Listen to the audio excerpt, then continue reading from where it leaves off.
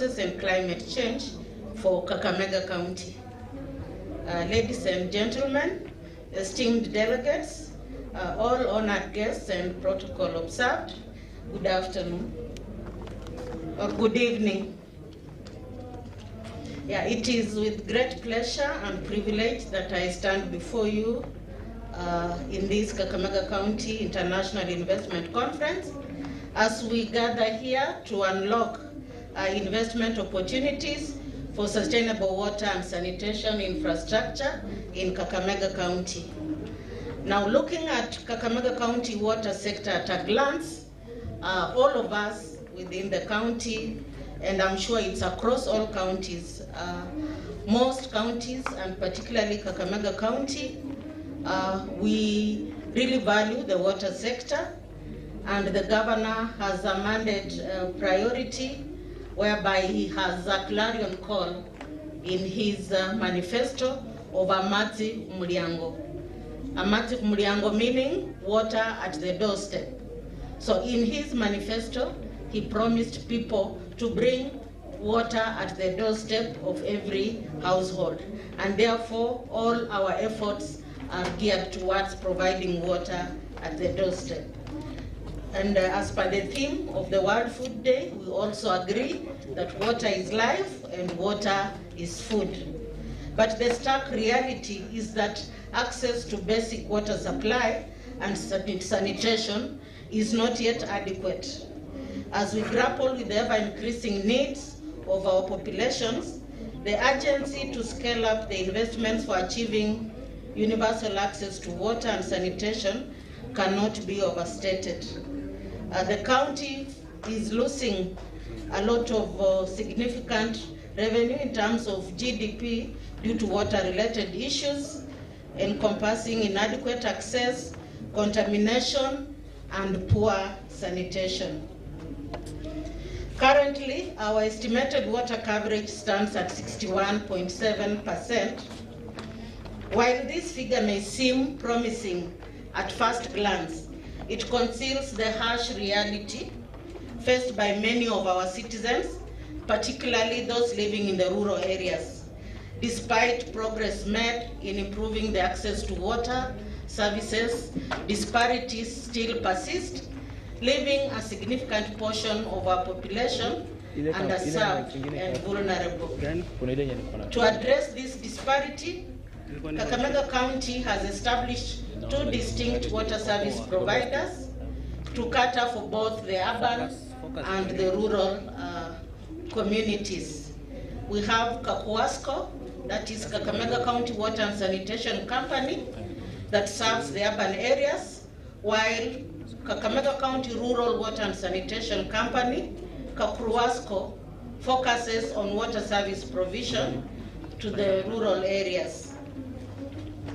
Now, the challenges faced by different segments of our population are therefore addressed by those two different water service providers. Now, improving access to water is a top priority for the current county government administration, and this is echoed by the governor's clarion call of Amati Mulyango. It's a responsive initiative that challenges the county government to seek different resources from different people so that we can be able to achieve the governor's manifesto. We have deliberately facilitated and created an enabling environment by formulating and implementing critical legal instruments and regulations, giving opportunity and space for private investments and partnerships for improved service delivery. The lack of universal access to safe water and sanitation is also a significant burden to women and girls. Furthermore, there is still insufficient attention given to sustainability. This highlights the need for stronger focus on long-term viability and maintenance. When it comes to governance in the water sector within Kakamega County, we are ensuring that people have access to water by also putting in place institutions. That is, we have the boards of the 2 water service providers are in place. We have taken them through various training for corporate governance. We are also still taking them through other trainings so that they are able to undertake their mandate efficiently. As a department, we have also provided strong enabling environment for water-related investment through formulation of sector-specific policies, regulations. And this will also enable our partners to plug in where we need their support. We may also have to review our policies and regulations from time to time based on the emerging issues and specific needs. Water-related investments can also deliver substantial benefits for water security and sustainable development. Climate change is increasingly putting a lot of pressure on our water systems and heightens the value of investments in resilience. The more reason why my department has actually channeled some of the resources that were allocated for climate change under FLOCA to be able to carry out a water infrastructure. Some of the opportunities for investment in the water sector in Kakamega County include institutional strengthening, water and sanitation infrastructure development, both under Kapuasco, Karuasco, and the county department, technology and solutions to improve operational efficiencies and non-revenue water management. For this, we invite partners to come in strongly to help us in managing non-revenue water, and this might include installation of smart meters, installation of production meters, and also if we can have a technology where we can sense leakages as fast as possible and address them.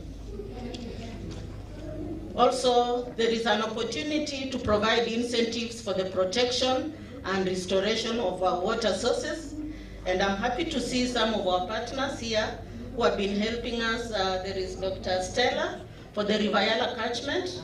We are going to partner strongly with the Rivayala Fund and the First Lady's initiative to be able to protect our catchment areas. We also still require a lot of investments in scale to take advantage of economies of scale, where we can have one major project serving a big population of people. And I appreciate strongly the national government through Lake Victoria North Water Services for the various plans they have for Kakamega County and for Western region at large. There is an opportunity also in wash systems, designing wash systems that are resilient to climate change and increasing water and sanitation demands. So the statistics we have may point the picture as very grim, but they also demonstrate that the water and sanitation sector is ripe for transformation. It is ripe for investment. It is time to step up our investment in clean water and sanitation and deliver impact at scale. Today, let us recommit ourselves to turning the dream of universal access to water and sanitation in Kakamega County and make it a reality. The time to act is now. Thank you.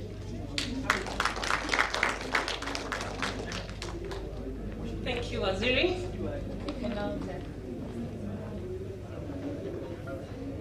Thank you, Waziri, for starting us off as our keynote speaker.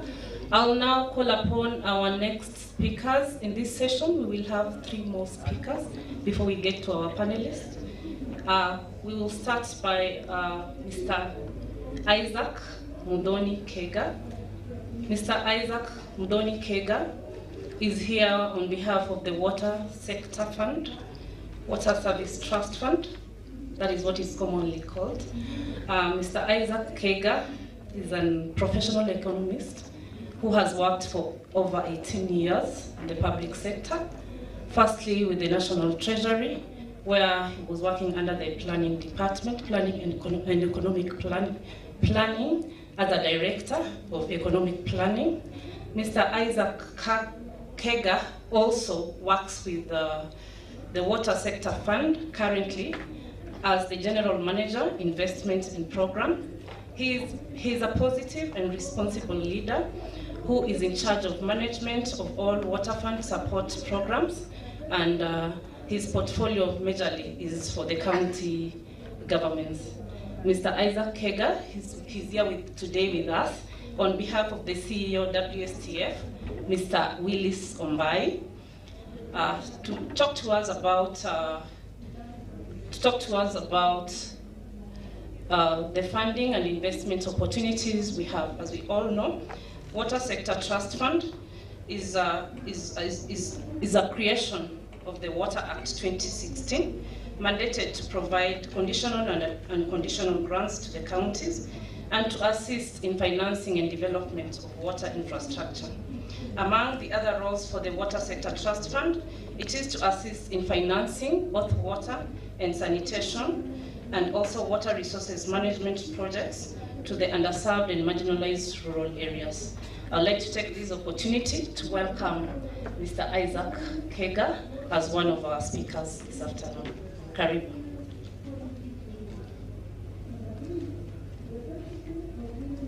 Thank you very much, Christabel. I take note that you've done your homework and already done with the first page of my opening remarks. Thank you very much. My name is Isaac Kega Modoni. As said, I'm the head of programs at the Water Sector Trust Fund, an institution that I've served for the last, from 2010, that should be around 15 years now.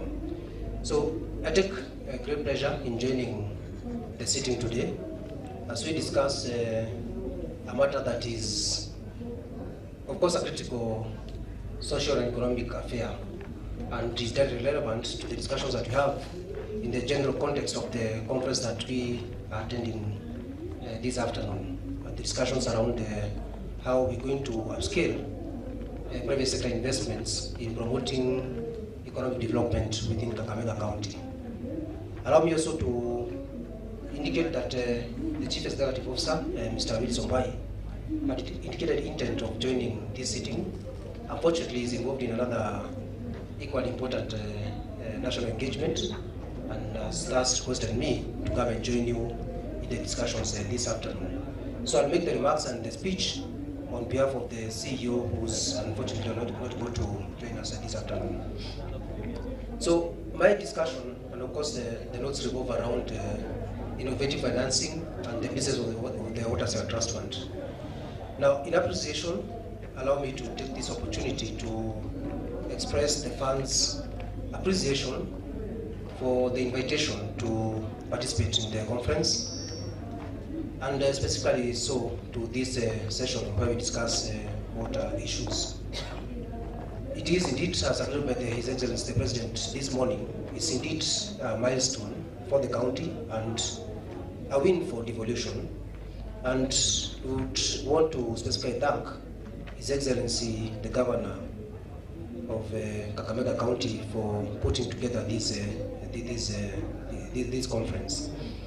We do hope that the objectives of the conference are going to be achieved, and specifically so that we're going to have an enhanced level of investments by the private sector. Ladies and gentlemen, we, as has been stated, the Water Sector Trust Fund is a state corporation established under the Water Act of 2016, Section 113 and Section 114, with a mandate to enhance access to water services through investments in various options, majorly targeting the underserved persons within both the urban areas and the rural areas. And being that the county governments have been mandated by the Constitution to provide the water services, then the Act, Water Act 2016, therefore expect us to work through the county governments in providing these levels of financing. So we work through various investment mechanisms. One of them is targeting the communities through, especially in the rural areas, where we target investments in formally registered CBOs and NGOs, and as well as the non-state actors. We also invest in water service providers that are formally registered with the WASREP through the Urban Investments Program. And we also invest in water resource management activities through financial support to water resource users associations. We invest in community forest associations, as well as investments in conservancies, majorly focusing on management and protection of our catchments. Ladies and gentlemen, before we delve into the specific issues and how WSTF invests in water services, allow me to take the next few minutes and talk about the global context as well as the national context, and how the WSTF is then investing in this. Allow me to remind this sitting that the country, Kenya, is a signatory to Agenda 2030 as well as the SDG goals.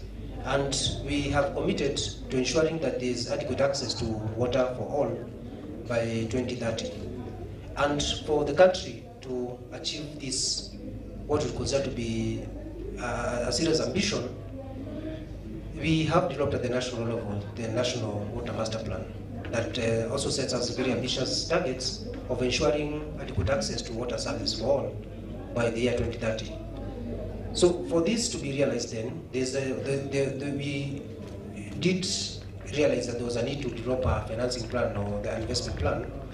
And for that reason, the National Water Sector Investment Plan has been developed, basically identifying the areas of support and the areas of investments that the country needs to focus on, and also identifying the financing requirements to realize the ambitions that we have under the National Water Master Plan. Based on this and based on the assessments, we realize that this plan is expected to cost around 12.9 billion shillings, roughly around 1.8 trillion shillings in the next 7 or so years. And out of this, the government is only able to mobilize around roughly 800 billion shillings, meaning that we still have funding gaps of around a billion shillings. 995 billion shillings. This therefore emphasizes the need for innovative financing mechanisms to reach these financing goals, and that is one of the objectives that really emphasizes why the WSTF exists as an entity.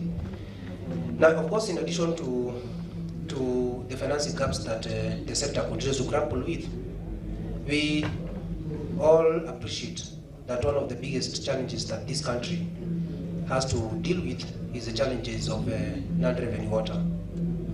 As a nation, we appreciate that around 45% of our processed and treated water is lost to both commercial and technical losses.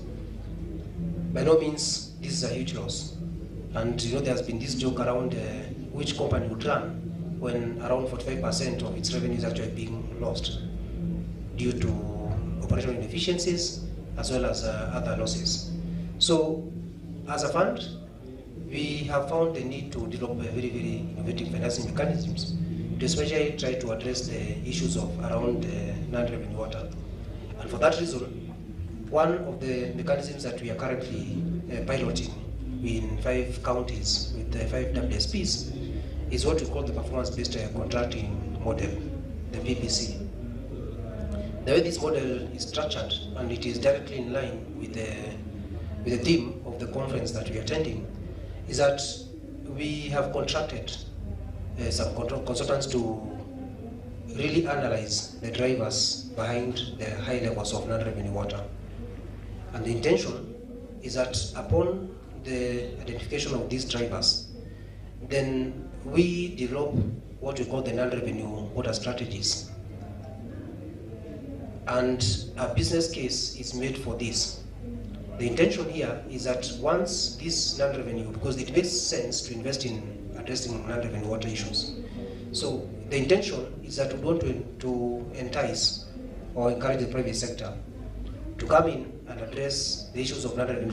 Just practical example is that, for example, if you have one utility that struggles with technical losses as a result of very old pipelines, then we invite a private sector player through an open tender method to come in and agree to, of course through competitive means, to come in and fix the challenges that we have with these old transmission systems.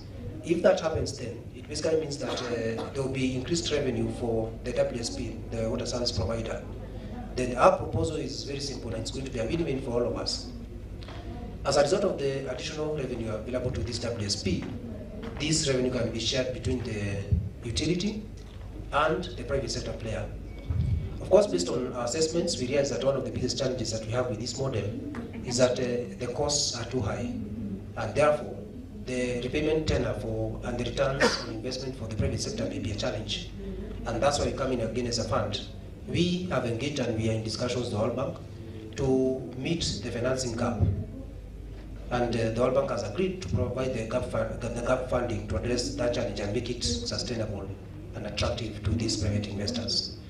Apart from the PPC, we are all aware that the WSTF has successfully piloted and is actually implementing results-based financing, the RPF models, as well as the aid on delivery models.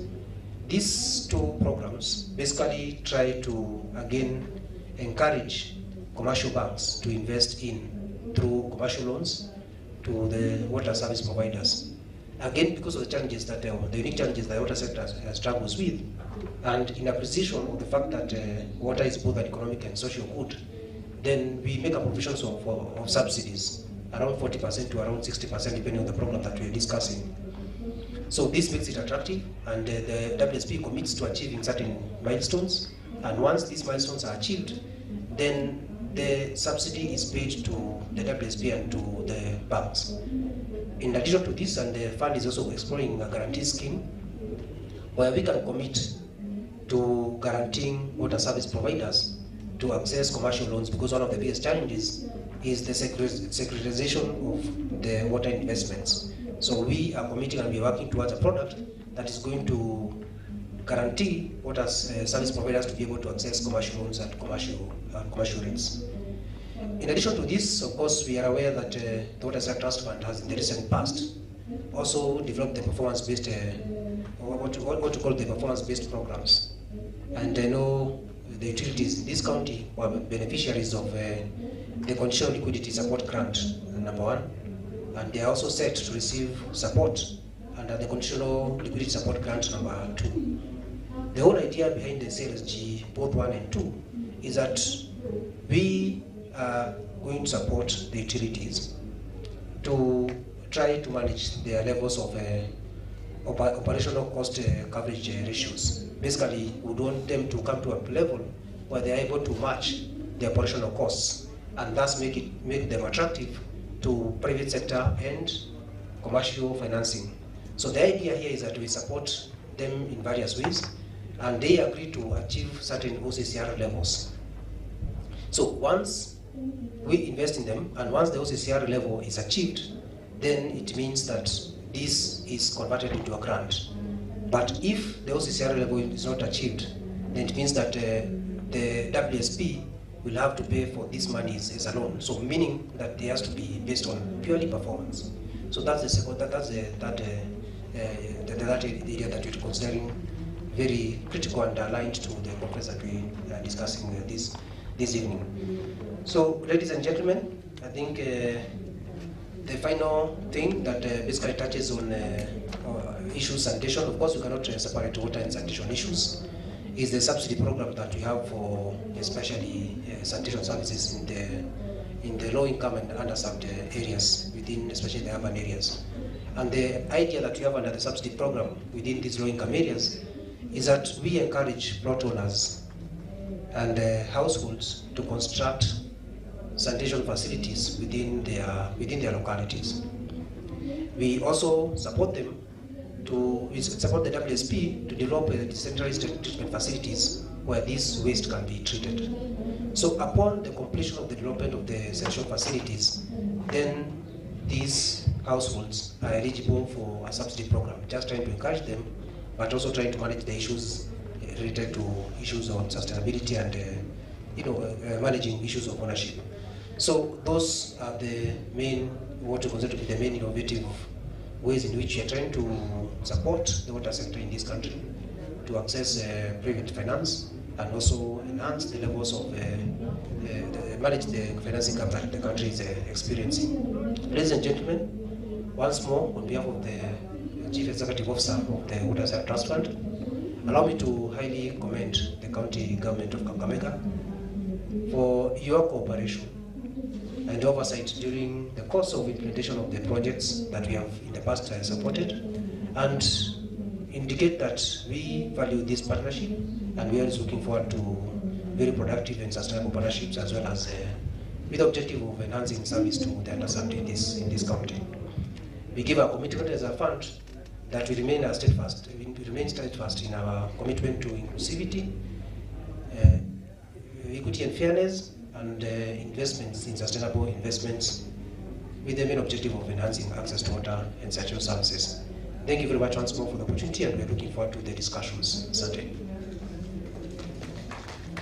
Thank you so much, Isaac.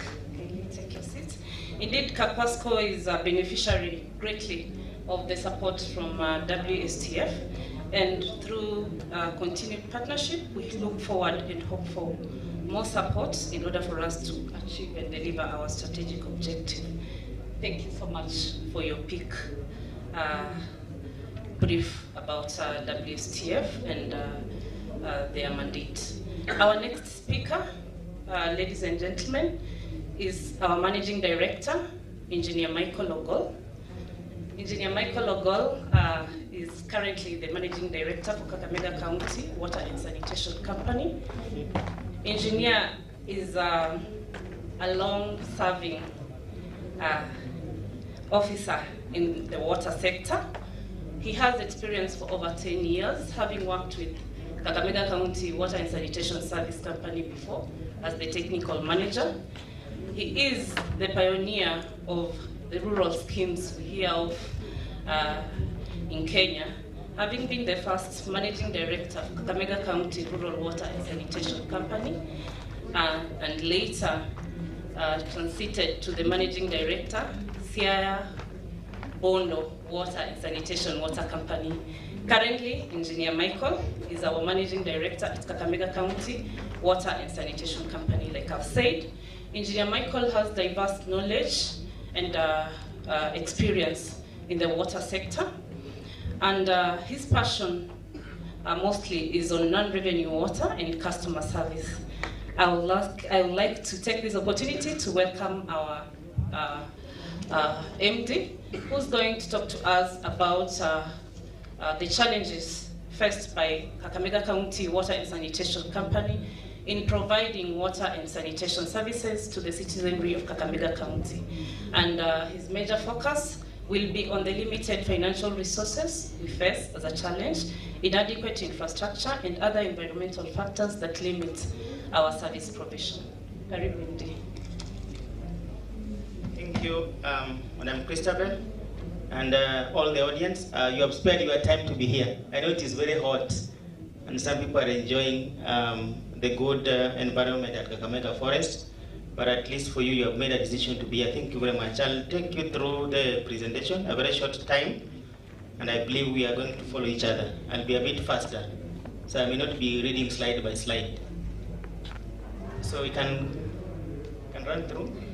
That is just our presentation outline that I'll request that we go to the second. Allow me just to take you through this, because I know most of the financial institutions, they normally require a big data set of about 10 to 15 years so that they can be able to make a decision on whether to support you as a company or not. If we give you our financial statements, you'll really wonder, because the names are really mixing up. There's a place you'll see Western Water, there's a place you see Kakamega County Corporation, and there's a place you're going to see Kakamega Busia, and also to see Kakamega County Water and Sanitation Company. So I think this is a very important slide for those who want to do business with us.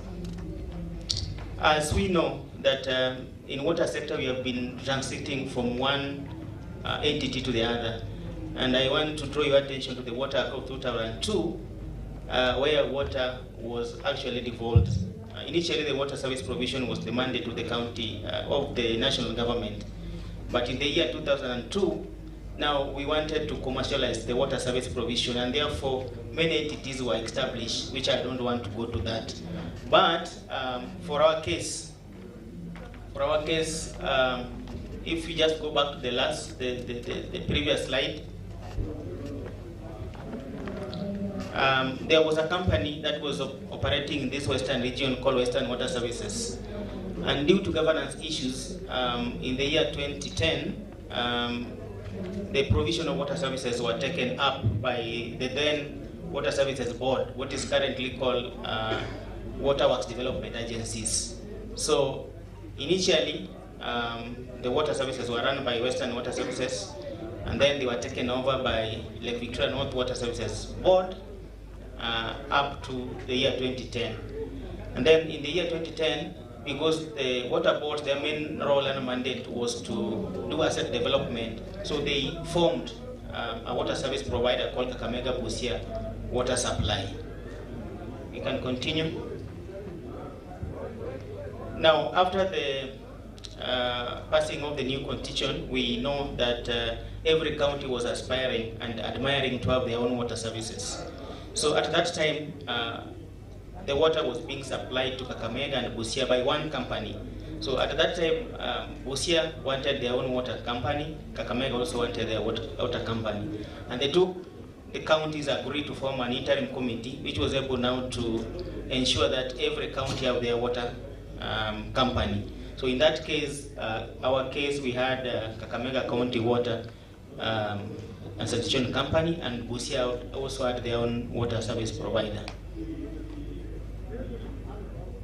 Now, as I summarize that, we know that at a given moment in the service provision in Kakamega, we transited to Kakamega County Water Corporation. And basically it was for us to get some financing from the county government, because when we started getting finances, there were issues from the county assembly that this is a private company, why do you want to finance it? So at one moment, you will see our documents reading Kakamega County Water Corporation. But again, because the water is heavily regulated, we were advised by WASREP that we have to be a water service provider that is regulated by them, and as that, we went back to Kakamega County Water and Sanitation Company. So that's what we have today. Now, in my executive summary, I think I've outlined that we are a company mandated by the county government of Kakamega to provide water and sanitation services, and we are registered or licensed by WASREP. Currently, we are operating about 9 schemes that are basically in town, because in Kakamega County there are 2 water companies. There are a company mandated to do the provision in urban centers, and there's a company which is mandated to do provision in rural centers. And so for us, we are concentrating in urban areas, that is Kakamega where we are, Mimuyas, Shitoli, Tindinyo, Shinyalu, Butere, Navajo, not Navajo, but Liranda, and then Tindinyo, Malava, and Kipkaren. Basically, we have 2 methods of water supply, that is the surface water supply and underground water supply. And in Kakamega, we receive our water from Nandi. We currently have a demand capacity of around 33,000 cubic meters of water per day, but we are only able to supply around 13,000 cubic meters of water per day due to the challenges that I'm going to outline towards the end of my presentation. So our vision is to be an effective and efficient water service provider, and our mission is to sustainably provide quality, affordable, reliable water and sanitation services to the satisfaction of our stakeholders and in accordance to our regulator, that is WASREP. So that are the service areas that we are providing water. One of the challenges that I want to draw to your attention is that if you look at that map, there are many colors, and men are colorblind. I don't know why that's true. But if you look at the color of our moderator, Madam Christabel, are you seeing whatever she's wearing? That are the colors on the map. Those are the areas that we are supplying. I think it's a blue. Whether I know that it's a sky blue, Babunda blue, but it's a blue color. So those are the areas we are supplying. So one of the challenges we have there that you see we have a very big coverage that we are supposed to provide water to. But the only areas we are supplying is roughly, say as Waziri said, 61%. So we have a big potential of reaching out to people. In what my chairman always say, Amansi Umoliango. So we can go to the next slide. So the areas that we are serving or where we are concentrating, and this one I'm projecting because we have maybe investors or interested partners that we are, as a company, we have mandate to provide water through piped water, a mandate to provide quality water, that is through water tankers. We have a mandate to do sewerage management or sanitation. We have a mandate to also laboratory services, technical services, that we are doing as a company. So I'll want to go through very fast. So this is the Amansi Muliango Clarum call by His Excellency the Governor. So people who are interested in our water, you can come and make application, and then we are able to do for you piped water to your place, as long as you are staying within an area where we are serving. That's our treatment plant, where we are getting almost 80% of our plant, our water, Tindinho. The water quality, I think all of us know what happened in Muhumu Girls, and we have just tried to be vigilant to ensure that the schools and the learning institutions that we are within our service area, we do their water quality analysis, testing, and advisory. So many times you'll find us into the schools to just ensure that the water that they are supplying to the people are safe. Sanitation services, as I said, the sanitation coverage are roughly above 80%, but for the sewerage coverage is only 18%. So for areas where they don't have a network or a sewered sanitation, we usually have an exhauster to be able to visit those areas and exhaust, especially those who have septic tanks. So once it has been exhausted, we have a treatment facility where it is being disposed, and then the biological treatment process takes place. That's for the water. For those who have weddings and funerals, sometimes you hire the same. But also we have registered a number of water tankers that are supplying water to our catchment. So they are regulated and registered by the company. That's for our wastewater treatment. I think if you look at it and you are a technical guy, you will see and realize that is not really in the right status, and that's an investment opportunity. It requires major rehabilitation. We're also giving back to the society through CSR services. So some of the projects that as a company we are doing are as outlined. You know, as an investor, you may not want to start working with a company who has never been doing anything. So for a company, I want to say that we have been doing some projects. This is a project which is funded fully by the county government of Kakamega, and it was supposed to mitigate the issues of rationing and water shortage in Kakamega town. So we are doing a storage tank at Muranda for the capacity of 5,000 cubic. The tank is about 98% complete, pending some additional funding from the county government of Kakamega. This is a project that is done by our own source revenue. As you have been informed by the moderator, that we are supposed to also reflect on how the environment is affecting us. So during the rainy season, I think last year, there was a lot of erosion along our main line, supplying water to the treatment work. So we had to rehabilitate and ensure that we secure the pipeline. And that's why the catchment protection is very key for us, because when there's erosion of the river, it means much of the water will go downstream, and we shall not be able to abstract adequate water for treatment. So these are one of the projects which were done by the company through own source revenue.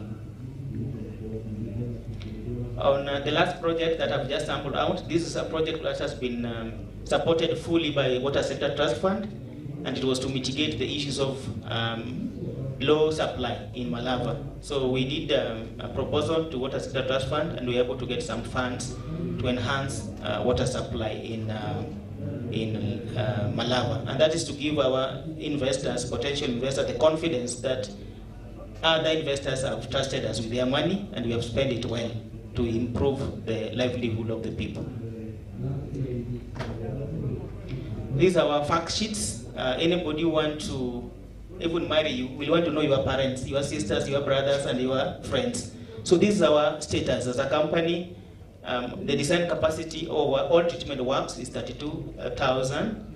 Whatever we are able to get from them is only 13,000. So it means there are some treatment works which are not really working. And I've mentioned Chitoli, I've mentioned the one at Savona, I've mentioned one in Lumakanda. So there was a design capacity, but as a company we are not able to utilize 100% the capacity of those treatment plants because they are old and dilapidated. So there's opportunity to revive those particular plants, and I will show you in the last slides what is required.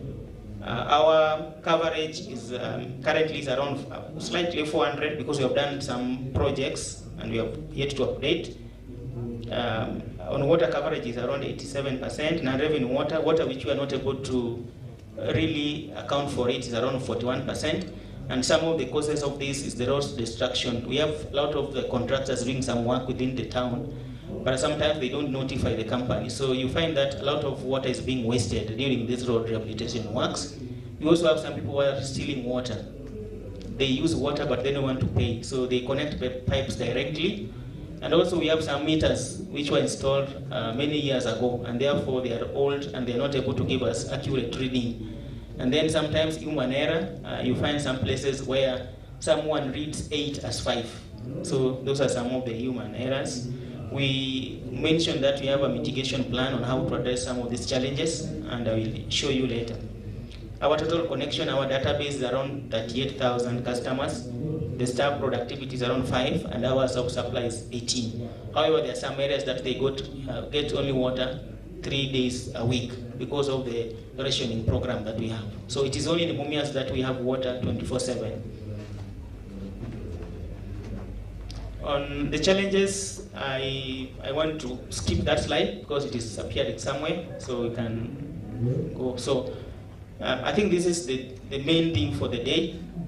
I don't know whether it can be expanded, but if not, then my voice will be loud enough. We have identified the challenges that we have as a company and the proposed interventions or the opportunity for investment. And investment, we are looking for people who are able to partner with us so that we address some of these challenges, someone who is willing to invest in such projects. So a challenge provides an opportunity for investment. So one of the challenge, and that is cutting across all water companies, that as a company we have high non-revenue water, which is at 41%. So it means if we have 100 bottles of sodas and we are transporting them to this conference, we are only able to deliver 41 bottles. So along the way, we are losing almost 59 bottles of water. No, it means that if we have 100 bottles of water to deliver to this conference, we are only delivering 59 bottles, but 41 bottles of water, we don't know where they are going to. So as a company, that's a big challenge that hinders the service provision that is anticipated. Our sector benchmark, the regulator requires that after doing all the processes, you are allowed to lose 25% because of the infrastructural challenges and because of the transmission line. But as a company, you realize that we are at 41%. So we are above the allowed benchmark of 25%. And some of the challenges resulting from that, I think I've mentioned. But what do we really want to do as a company? What are we presenting to our partners or our investors? One, we want to do replacement of the production meters. You can only manage what you can measure. So you find that some of the plants we have, the meters there are not working fully. So we want to replace those meters which are not working. And also we want to establish DMS, district metered areas. We want to isolate and ensure that we manage our water through small areas to be able to ensure that there's efficiency and accountability for the staff. Our budget there is around 80 million, and that will involve buying all the production meter. One production meter alone is around 1.2 million. So if we have around 6, then it should around 8 million. And then establishment of DMS involve buying of meters and also doing a network rearrangement. Then we also want to do consumer meters. As I mentioned, most of our meters are old. And if I have to take a survey now, you realize 2, maybe out of 5 customers will be complaining about our bills. And this is because the meters that they have are either over-registering or under-registering. So as a company, we want to ensure that our customers are happy by replacing the meters which are not working to ensure that whatever you have billed is accurate and you'll be able to pay. Most of the people with complaints, they are always reluctant to pay, and therefore reducing the ability, the rate at which you are recovering our revenues. 3, we want to adopt technology. I remember when I was in high school, I used to do letters. We used to write letters, but currently we use WhatsApp and we do SMSs. So we have to change with technology. If you don't change, then change will change you. For banking, when I was in high school, I used to do at the bank. There was one where you present a book. It's called Coop Bank, and then you draw across the counter. Currently, you can withdraw money through a phone. So as a company, you want to adopt technology and ensure that we can read our meters wherever we are through a web-based technology without necessarily visiting customers. Because some customers, especially during COVID, you could not visit those homes. And we never know when another tragedy will strike. So we want to ensure that our major consumers, learning institutions and hotels are all metered using a smart meter, where we can be able to monitor and even see their consumption in real time. We also want to foster partnership. I think Representative of CEO Water Sector Trust Fund has mentioned that we want to have a way in which we can have performance-based models where we engage a consultant not to be paid based on the work that he has done, but to be paid based on the output of the work that you have done. So if you can have arrangement and say that currently our non-revenue water is 41% and we are collecting around 28 million per month, can you be able to deal with this area and ensure that non-revenue water reduces to 30%? And therefore, we shall pay you based on the additional revenue that we are going to get out of your work. So we are looking at such arrangement, and I think they are existing.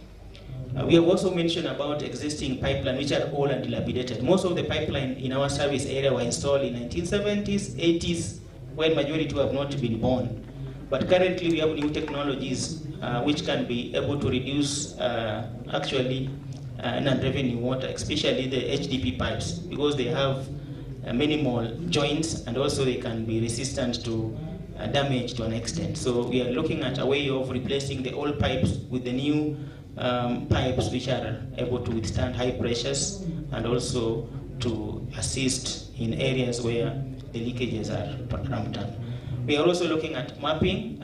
It is a pity and a shame to say that as a company we don't know almost 6,000 customers where they are. We can have a database saying that our customers are 37,000, but if you send the staff to go and look for these customers, some are not known, simply because over the years we have staff coming and retiring, some are getting new opportunities. And it is a trend, some people when they leave the company, they don't want to show you where the meters was. Or if you transfer them from one station to another, then they'll not be able to hand over some stations. So as a company, what we want to do is to do customer identification survey, do a door-to-door survey, and map all these particular consumers, both the ones which are already have water, the ones which are already disconnected, and the ones which are potential, and have it on a GIS platform where we can be able to monitor each and every customer and know where they are, so that even if I'm not there tomorrow or a meter reader is not there, then anybody is coming to the company can have a GIS map and track those customers to avoid in a situation where a customer is known today because meter reader X is in the system. Tomorrow when he retires, that customer is also lost. So that's something we want to do. You can go to the next slide. I think I've done justice to non-revenue water. If you want more notes, you can see me after this. The second problem that we have, please just back, is about the deficit in water supply. I mentioned that as a company, we have a demand capacity of 33,000 cubic of water per day, but whatever we can able to supply our consumers is 13,000 cubic. So we have a big demand deficit of around 20,000 cubic. The reasons or way we want to address this gap as outlined. One, we have an old treatment plant just next to Savona near airstrip. For those who have been blessed to fly over the skies, you can see a treatment plant basically around 2 kilometers from where we are.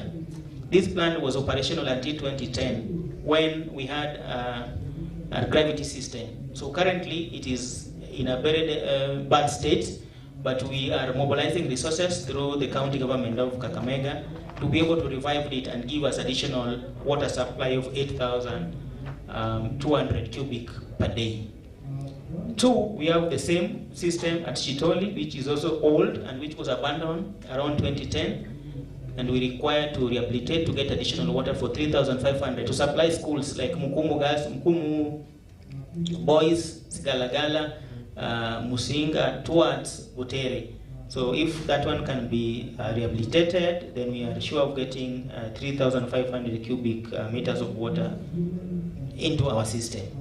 We also want to measure on solar installations, and this is basically inside of Butere and Malava. We want to do additional boreholes to be able to supply into the demand. Because like in Butere Girls, the population is high, but we don't give them water adequately because of the challenges that we have. In Malava, we have a new storage tank and we have a new network, but the water is not adequate. We are partnering with the Lake Victoria North Water Works Development Agency and the county government to get additional water supply for Malava. But the way Malava will be a municipality, maybe in the next 6 months, and therefore, state as a municipality require that some certain criteria has to be met. One of them is sanitation, and two is water supply. We are also looking at Kipkaren, Lumakanda. Kipkaren, Lumakanda currently is a pumping scheme. I'm paying power to the tune of around 500,000, but I'm only able to collect 300,000 shillings. So it's a loss. So what we want to do as a company is to ensure that we solarize the treatment plant to be able to make a business case for that scheme. And not only for the cost of power being high, but the power is erratic. Sometimes it is so high voltage or low voltage. And when you are using pumps, when the voltage is so high or too low, then you cannot run those motors. In fact, the rate at which we are losing motors is so high. In a span of 6 months, we have lost 3 motors. And that is a loss, not only in terms of revenues, but also in service provision. People go for, say, 5 days without water in a span of 1 month. So we believe that if we can have a hybrid system, a solar system, then it can be able to blend on the gap. Allow me to go to on the sewerage or sanitation. As a company, our sewerage coverage is only 18% against water, which is at 87%. And this poses a big challenge because we know almost 75% of the water which is used is supposed to go back as a wastewater. But we don't have a proper disposal of this water, especially in Mumias. I've mentioned that we have a treatment plant with a design capacity of 15,000 cubic of water per day. But there is no proper sewer sanitation in Mumias, except the DTF that we are able to construct courtesy of Water Sector Trust Fund. So you find that after the water has been used in our places for bathing, for everything, flushing, this water mass fund is way out. So when it is not properly collected through sewer system and disposed of, then we can say our sanitation is not well managed. So as a company, we are looking at a way through which we can have additional sewerage treatment facility. In Kakamega, we only have 2 with a design capacity of 1 Masinde Muliro at 540 cubic per day, and then Shirere at 960 cubic meters per day. Yet, in Kakamega, we receive almost 6,000 cubic of water per day. So you look at the gap. We are only able to treat, say, around 1,400 cubic of water per day. Yet, the water we receive in town is 6,000. So it provides a big challenge for us. The second intervention we want is to do rehabilitation of this existing wastewater, the one at Masinde Muliro and the one at Shirere, so that they can be able to be efficient in treatment of wastewater. And also we want to upscale the decentralized treatment facility. For those who are privileged to visit our booth you are able to see a model for wastewater treatment facility that we have to scale for the upcoming municipality and urban centers. The fifth challenge we have is a huge financial gap. Our budget for the year is around 1.2 billion. Yet, as a company, what we are able to collect is around, say, 360 million per year. So we have a huge financial gap of around 500,000 to be able to do some of our projects that we anticipate. And the areas that we want to focus on are low-hanging fruits. We want to focus on last mile project for water through the support of Lake Victoria North Water Works Development Agency and through the support of Western Kenya Water Program. We are doing non-revenue water manage them, and also we are doing some minor extensions to be able to reach more people and get more customers on board. We are also looking at being efficient, because I said, as a company, we have around 37,000 customers. But out of 37,000, 13,000 customers are not getting water. They are dormant. And they're dormant because some of them were disconnected because they're not able to pay their bills.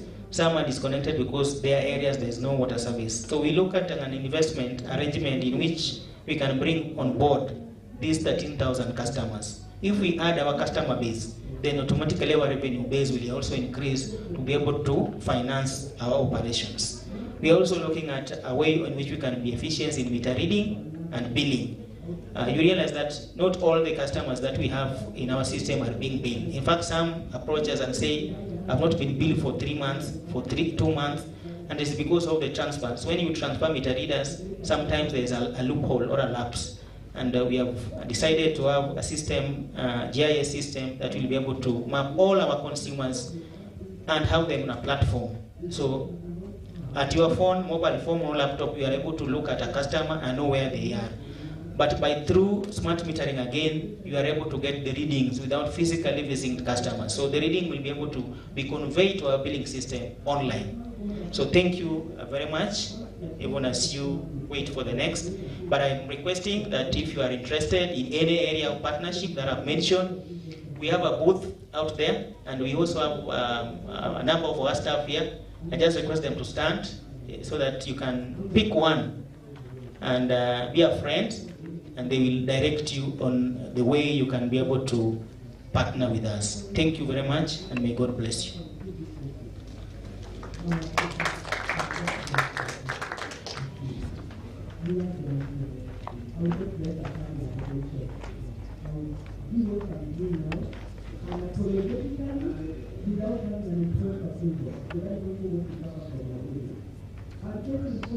Thank you so much, our MD, for that detailed brief about Kaiico, who we are, our fact sheet.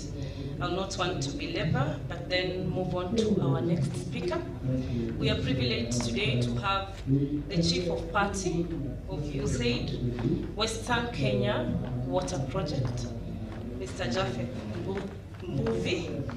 Mr. Japheth Mbuvi is a water and sanitation specialist with over 25 years experience in strengthening the capacity of sector institutions in water resource management for urban and rural water sector reforms. Mr. Japheth Mbuvi has worked for USAID funded projects for the last 9 years and is currently the Chief of Party for Western Kenya Water Project, Before this, Mr. Mbuvi was the Deputy Chief of Party for Kaiico. Kaiico initially was the Integrated Water, Sanitation and Hygiene Project.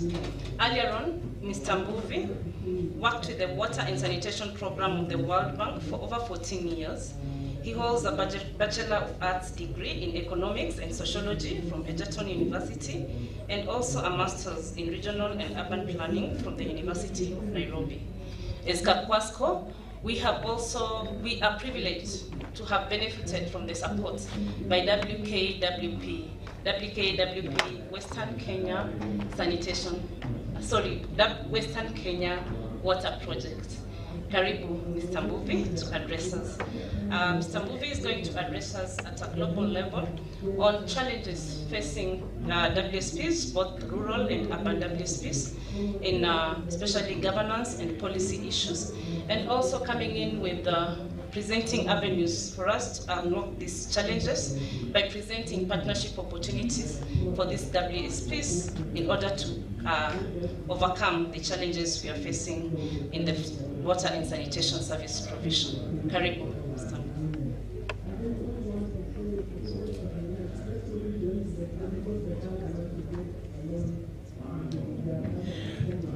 Good evening. One of the things that you must avoid is that I'm not the traditional water person, because I come from an urban planning background. And so a lot of what I'm telling you may either come out of what I've experienced, or possibly I'm just cooking it all. You'll have to tell by the time I finish. Again, also, just like Christabel has been able to mention, I will be talking from a global, but I've really narrowed it down to more of an African perspective. But again, posing and asking questions at every stage. Does this speak to Kenya? Does this speak to Kakamega? That's a lens I want to take. But very briefly, as you have heard, I'm Japhet Mbuvi, the Chief of Party for the Western Kenya Water Project. And the Western Kenya Water Project is a $24 million USAID funded program that is working within 8 counties in Western Kenya, Kakamega being one of them. So every county that was Western and Nyanza, apart from Vihiga and Nyamira. And don't ask me why not Vihiga and Nyamira. That's a question for USAID. Our overall goal is to increase the availability and access to water services in the Western Kenya region, and at the same time paying attention to better management of the water resources in the area. So we are working across 5 thematic areas in urban water services, trying essentially to work with Kaiico and the rest to try and help them improve their operational efficiencies. And since we're talking about investment, the whole idea of improving operational efficiencies is one that is geared to improving the creditworthiness of the institution so that they can be able to reach out for commercial finance. In the rural water space, we are working now, in this case with Kaiico, and the whole idea is really working around helping them in the operationalization and implementation of the different service delivery models that have been developed by WASRA. And within all this, we do appreciate the inadequacy of public funding in the sector. So we have got a financing section that looks at bringing in private sector engagement into the sector, but also recognizing the fact that the elephant in the house, in terms of the major challenge in the sector is governance. We also are working on helping the counties develop the relevant policies and work around issues of governance in the water sector. And again, then, from an African perspective, and Kenya, and again, Kakamega, this sector faces significant financial needs due to the many challenges that have been mentioned by the others. I want to mention 4 keywords that I will oscillate around as I make my pronouncements. One is the poor coverage, hence inadequate access, and the unreliability of the service. That the CEO did mention that is only in Mumias where they've got a 24-hour service. In many of the other places, we have got intermediate services, some 4 hours, some 5 hours, and the rest. We have got also serious operational inefficiencies that manifest themselves in the high non-revenue water. There are also issues of limited connectivity in terms of the area of coverage. And in terms of the operational inefficiencies that you're talking about, poor collection and billing, and again, the systems, as is mentioned, they're old, so they are what we may be calling dilapidated. And therefore, that in itself also presents an investment opportunity. As I mentioned, poor governance that exhibits itself in terms of acts of corruption, inappropriate institutional arrangements, and what I would want to refer to as bureaucratic inertia that is actually caused by insufficient human capacity and occasional political interference. We are not going to be able to run away from that. So we have occasional political interference in the way we run our systems, and this also creates problems. There is also inadequate funding then, and lack of clarity in capital resource ownership and control, and in our case in Kenya, mainly between the counties and the national government institutions. And therefore, this clarity is something that therefore also affects how we do invest in the countries, in the counties and in Kenya as a whole. I therefore want to argue that investing in the water sector is a condition for the prosperity of African economies. And this means that if we really want to prosper as an economy in Kenya, we have got to invest in the water sector. Kakamega as a county has got to invest in the water sector if it has got to prosper as a county. In a very difficult macroeconomic and financial context, combined with a fall in official development assistance, the challenge of financing the water sector are becoming even more acute in Africa. And this, as I said, whenever I say Africa, just ask yourself, does that translate to Kenya and then to Kakamega, so that you can have that discourse later on. In every 3 people across Africa, 1 in every 3 people in Africa face water scarcity. How does that reflect to Kakamega? So 447 million people are denied even a basic access to water, and 805 million lack basic sanitation services. The reality is that water accounts for a limited proportion of public budgets in Africa, and budgets allocated to water are not even fully spent. Am I talking to somebody? So does this apply into our country, or does this apply to our counties? To put in some statistics into this, between 2009 and 2020, 2% of global public spending targeted water, which represented approximately 0.44 of the GDP on average. Those are statistics from the World Bank. So you see, we talk about how water is central, and you can see the proportion of the budget globally that we're putting into water. So in Africa, national government budgets for water have actually fallen over that particular period of time. And where they have not even fallen in real terms, they have fallen in terms of a percentage of the GDP. For Kenya, for example, you will find that some of the statistics that we are having are that we have been able to progressively come from the 2% to even 0.7% of our GDP in terms of the water budgets. Others would argue that those many years ago, we have actually tripled the investments in water. But I'm talking about the percentage of the GDP has been falling. So, while cost recovery also may differ between countries, from rural and urban settings also, tariffs from the water services applied in Africa are far below cost recovery levels. So less than half of African countries can cover more than 80% of the operating and maintenance costs for water services through tariffs. And this is an area of major concern that we really need to be able to address. I mentioned about the tariffs. I may also want to argue that it's not only tariffs that matter in this case. And the reason here is because even where we have subsidies, our subsidies are inefficient, and they are not properly targeted, and therefore they frequently benefit households that are already connected to the network and high-income households, and fail to reach the poor that we want to target. Despite these particular challenges, the urgency of the water crisis, Africa presents significant opportunities for sustainable investments for water. Africa, and this has been said by many, is among the fastest growing regional economies in the world, and therefore there is a significant, what I would call a significant market for investments in the sector.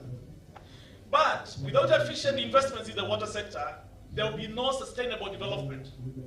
Investing in water has multiplier effects to all sectors of the economy. Every US dollar invested in climate resilient water and sanitation yields $7 in gains to the economy. The cost of inaction is one we cannot afford. Nearly $200 billion are lost yearly due to lack of investments in the water and sanitation in the continent. And as I talk about this, I have said, I have a reflection of how these global Africa numbers translate into Kenya. Or are we saying that we are better than our fellow African countries? No. My use of these statistics is only that these were the ones that were available to me, and I did not want to come here and start telling you stories that I cannot be able to back with the data. So management of water resources also must be in line with the country's economic development strategies. And I'm happy about the many things that I've heard about your pillars in agriculture, and that this means that then we need to take a holistic approach that recognizes the complexity of the water services and the interconnectivity of the different systems that are there. Bridging the financing gap will require a more effective use of the diverse sources of finance for water. And in particular, this is about what Isaac was talking about, the different blended financing sources that we are likely to be having in the country. But again also, very important to improve sector prioritization by governments and the strengthening of the enabling conditions that the Waziri talked about having been doing in the county. And this then will be able to create robust water strategies and create credit-worthy utilities. But as we do this, we need to have stable regulation and long-term predictable water portfolios. As I move on to finish, what then needs to be done? I want to argue that there is significant scope to mobilize private sources of finance for water in Africa more effectively by strengthening the water investment frameworks and diversifying financing instruments. The limitations of mobilizing the private sector for water should be clearly understood to enhance this effectiveness. And I think a lot of work has been done into this. You have heard what Isaac and team in the Water Services Trust Fund have been doing so as to be able to de-risk some of the portfolios that they've been working on. And then I will also state that the water risk is an important source of vulnerability in African economies, given the dependencies, the dependencies on primary sectors. And here I'm talking about that water in itself is a driver. I mentioned that earlier about the multiplier effect. Water is a driver of many other sectors. And so the need to understand what we call the principle of double materiality, whereby the actions of, where your actions actually have got an impact on the actions of others, and it would also impact negatively on your financial well-being, it should be very clearly understood by all the actors, both on the demand as well as on the demand as well as on the supply side. So sub-Saharan Africa remains the area in the world with the lowest access to sanitation. National regulators are increasingly involved in regulating and monitoring sanitation in addition to water, and have a key role to play in unlocking the finances for sanitation also. Governments and regulators are responsible for lowering the transaction costs for investors, including the private ones, and providing clear entry points and long-term project pipelines. I know I did mention that we are working on the water sphere alone, but again, you cannot be able to divorce the water from sanitation. My last statement on this is that for African water utility leaders, sector prioritization from national government, tailored regulation, increased flexibility in financial conditions from financing agencies, and the capacity building will greatly help them to face this challenge and that serves to unlock opportunities for financing. So African utility leaders could benefit from sharing their challenges and successes with fellow leaders through many different forums available in the continent. I am happy that Abogo is here. One of the forums that you really do have, starting from our local state here, is WASPA. And that becomes really a forum whereby discussions and peer learning can really be able to happen so that you can be able to know how to be able to to solve this challenge.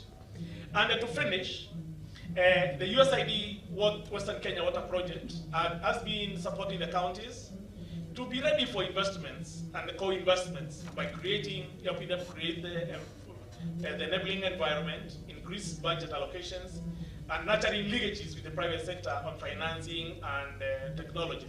You did hear Her Excellency the Ambassador do mention the work that Roscoe is doing around, and the IVE and all that. These are private sector partners that we are linking up with to be able to increase, or also to be able to produce change in this investment space. I must congratulate Kakamega County and say that you have seen an increase in the overall budget allocation for water. But how does this measure in terms of the percentage of your total county budget? That is food for thought. Thank you very much, and let's continue the discussion.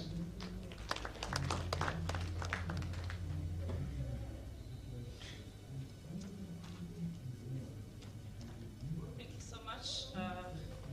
The Chief of Party, you said Western Kenya water projects. Without much ado, we are now moving into the panelist section, and I know that you could be having questions reserved for the speakers, our four speakers. Please hold on them. We want to get into the panelist session, and I would like to call our four panelists. They can just move to the front. The CEO WASPA.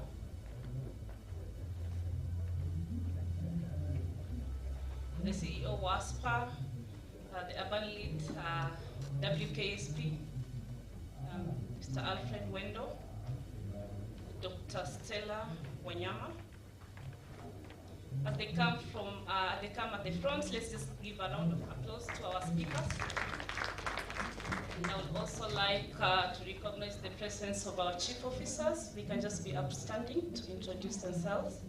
The chief officers present here, kindly, you can just be upstanding to introduce yourselves. Start with Madam Mariam.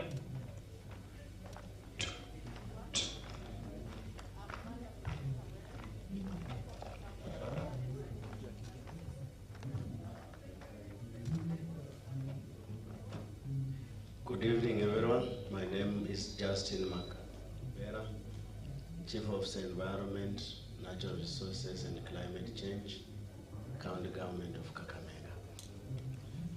Thank you. I would like to take this opportunity to introduce our panelists, starting from the extreme left. Our extreme left, we have Mr. Alfred Okeyo Adongo. Mr. Alfred Okeyo Adongo is the CEO, Sana International Holding. Mr. Alfred Okeyo Adongo has over 35 years experience, having started from Maji House as a planner and later on moved to BKH Engineering as a consultant. BKH are the Netherlands consultants. After that, Mr. Alfred Okeyo has worked with International Labour Organization, and currently he leads Sana International, a lead wash sector player that emerged the second best Kenyan wash sector service during the first National Water Week ranking. Mr. Alfred Okeyo has, he's accredited by pioneering innovative water service delivery and financing models in the Lake region of Kenya, apart from being the key player in conceptualization and formulation of reputable low-income area service delivery models. This has been successful in our sister company, Kiwasco. He also is the lead of the water action groups that are adopted by WASREP and emerged from SANA, or World Bank WSP pilot projects in Kisumu. Currently, Alfred is working as the head of Sana International Holding Limited team, which has implemented an innovative professional management model in 5 utilities, Homa Bay, Kisumu, and Kisii counties. Our second panelist is Mr. Anthony Ambugo. Mr. Anthony Ambugo from the second left. Mr. Anthony Ambugo is the CEO of WASPA. WASPA is the Water and Sanitation Service Providers Association. Mr. Anthony comes in with rich knowledge and experience in the water sector, having experience for over 15 years. He has worked with water utilities, and he's also worked currently as the CEO of WASPA. Mr. Anthony is a guru, actually is the pioneer of such conferences we are having today. We had one late last year, the WASPA at 20 conference in Mombasa, and therefore he has rich experience in governance and also utility management, which he's going to share with us today. Our next panelist is Dr. Stella Wanyama. Dr. Stella Wamalwa. Dr. Stella is a lecturer at Masinde Muliro University of Science and Technology. She is also the co-founder and board chair of Women in Water and Natural Resources Conservation. She is the country project lead for Rivayala Water Fund, and this Rivayala Water Fund is the only women-led fund globally. Dr. Stella has over 13 years experience as a conservationist, and through their initiatives, conservation initiatives, they have been able to adopt 300 acres in Kakamega Forest, 75 acres in Kibiri Forest in Vihiga, 100 acres in Kimondi in Nandi, 200 hectares in Mau Forest, just to mention a few, so that you appreciate some of the initiatives they have done in conservation as a response to climate change. Some of the supporters of the fund and the initiatives for the Yala Water Fund, we have the International Tree Foundation, which works together with the organization Dr. Stella. We have Women at Alliance, and we also have the Nature Conservancy. Lastly, we have Miss Susan Kanga. Miss Susan Kanga works with the USAID Western Kenya Sanitation Project. We've been talking about water all along mostly, but now Ms. Susan Kanga comes in as the lead urban sanitation and business development partner for WKSP. Ms. Susan is a sanitation specialist, having worked with a number of SMEs across sectors. She also has over 10 years experience in the wash sector and business development. Ms. Susan is actually very passionate about sanitation matters. If you see Susan, Susan equals to sanitation. SS.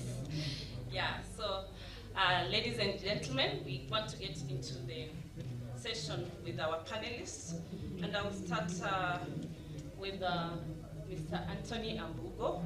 We've had our earlier speakers talk about issues governance, especially the COP, WKWP.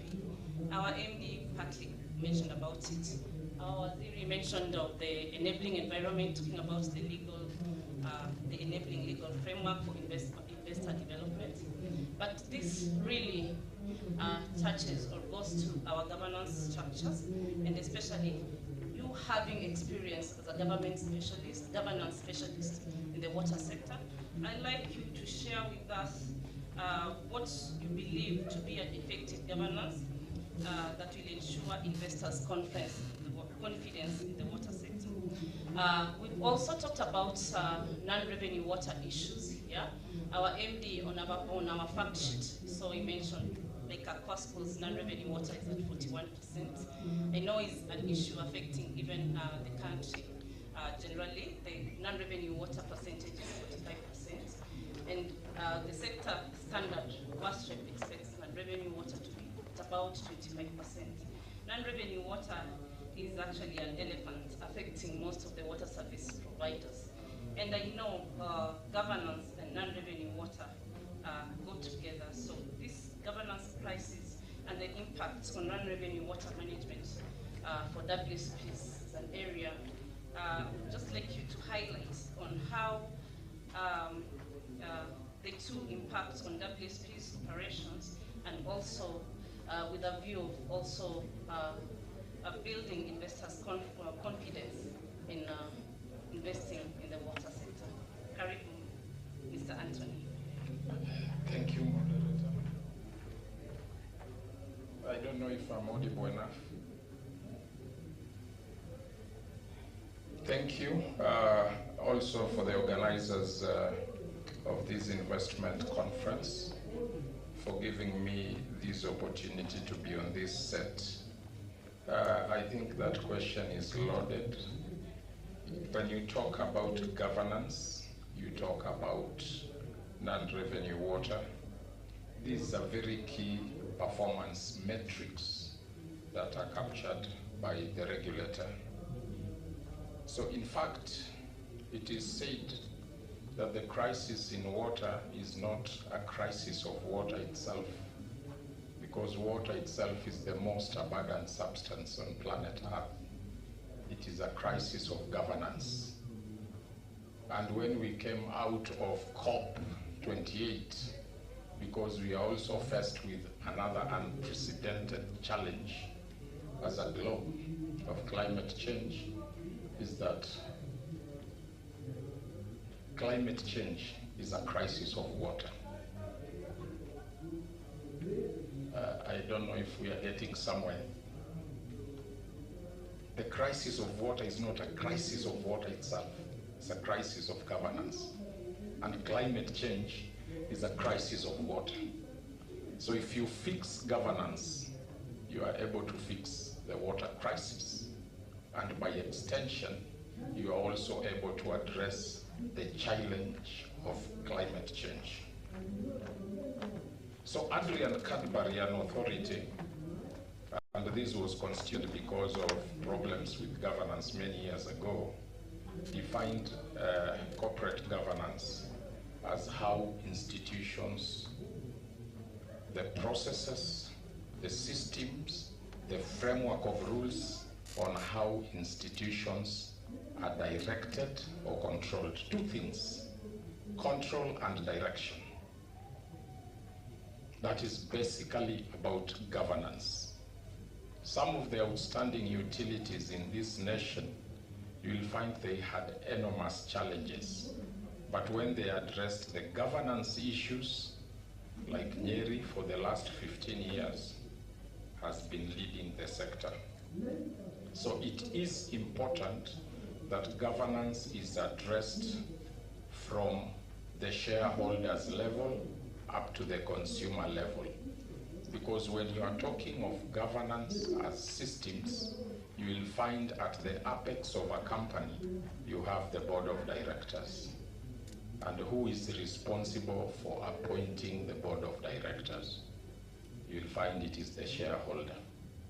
So very, very important, because the board now has a mandate, and I'm happy the board, I can see the board chair, in terms of providing strategic direction, control, oversight.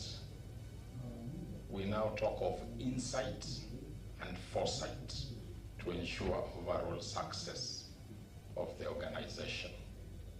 So I don't want to go into theory a lot, but one thing that is very clear as we relate to investment, and this has been alluded by our brother Kega, the balance sheet of the government is already crowded.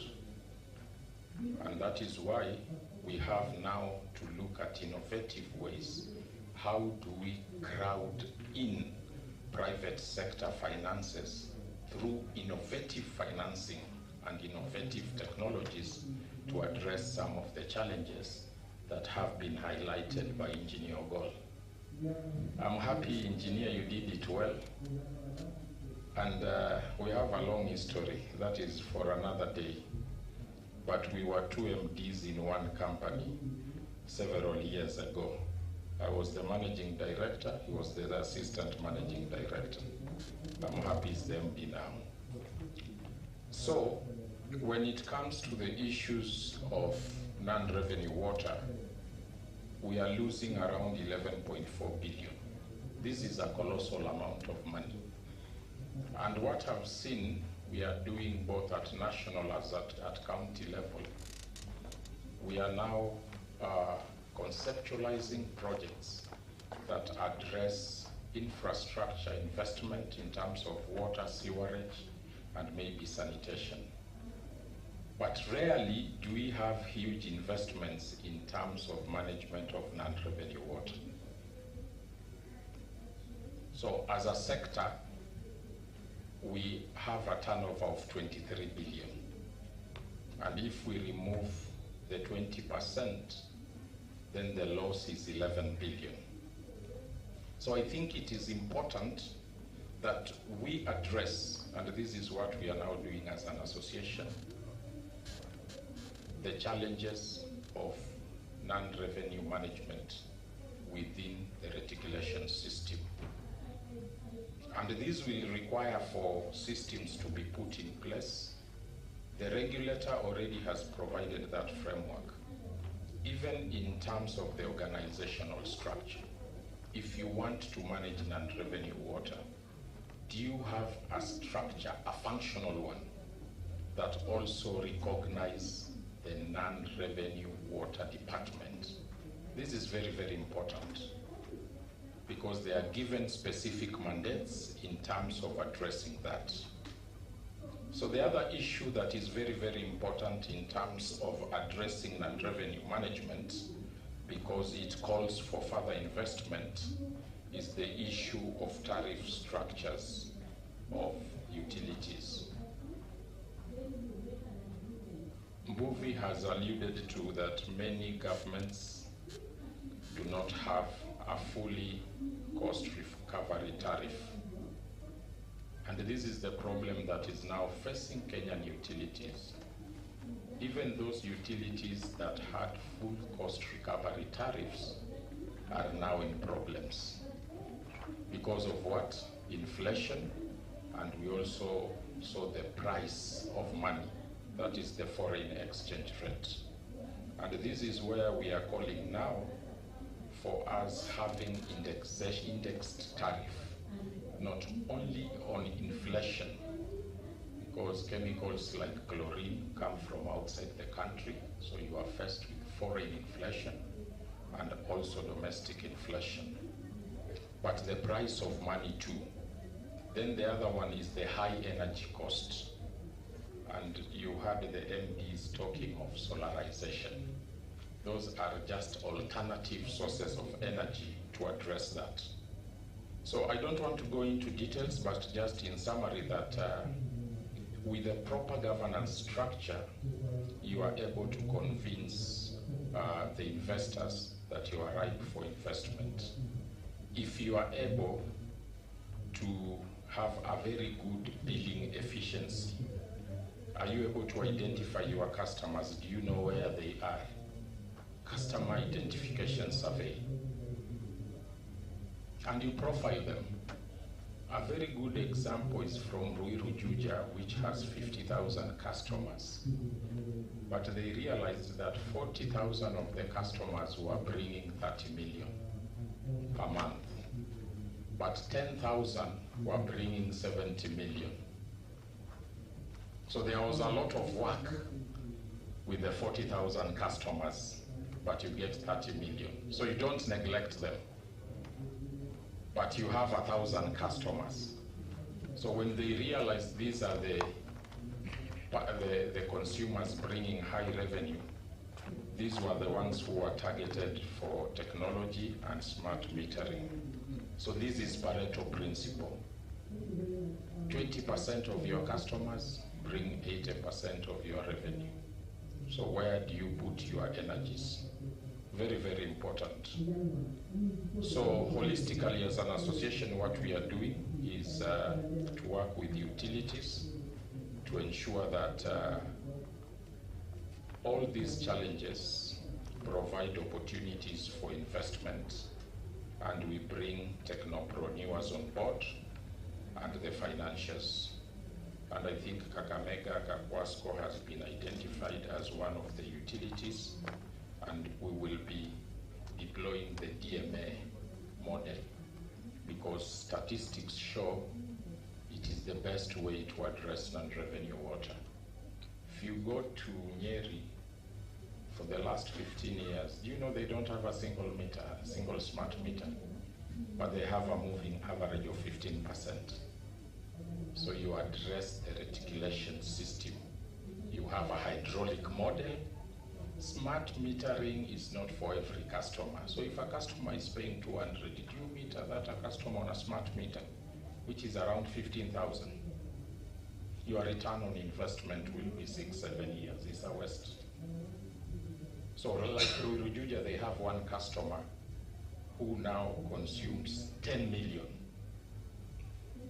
So this is a customer that you put on a smart meter, but they are different. R200 technicians understand. You can go even to R500. This is a meter that measures with a lot of precision. If it just smells a drop of water, it will read. But there are those meters when water is passing, they are asleep. They are not aware that water is passing. So the use of efficient technologies. So if I buy a meter of 3 million and this customer will give me 10 million, I have return on investment. When I'm even playing golf as an MD, I can see the flow rate that is going into the consumer. You don't need to go to the field. You eliminate human interference. So we strongly advocate for use of technologies. So let me stop there. I don't want to go into details, but in a nutshell, it shows that if you have working systems, billing system, smart metering systems, you have functional GIS, you're able to identify with precision where is the customer. When you are reading the meter, then you have a gadget that provides you even the, is it called the GPS position? Because some of the meter readers, if you harass them, have been an MD. Somebody goes under a tree and he populates the figure. That is a source of non-revenue water. So with efficient systems, investors, I think, once they are sure that they give you money, you are able to bill. I don't want to say collection is a problem in the sector. It's not. The average is over 90%. When you are providing water, then there's no problem about collection efficiency. What we should be talking about is billing efficiencies. Are you able to bill the customers that you have? Have you identified where they are? So if you don't know where your customers are, you don't know the type of pipes you have, then as engineer said, if you can't measure, you can't manage. Thank you. Thank you so much, Anthony. On that highlight on the nexus of governance and non-revenue water. Over to Alfred Adongo. The need for financing has been emphasized by all our speakers, and especially private financing. Isaac Kega of WSP said currently what WSTF said, currently what WSTF is doing with the WSPs is going for results-based financing and encouraging WSPs or trying to lead WSPs to commercial financing and private partnerships.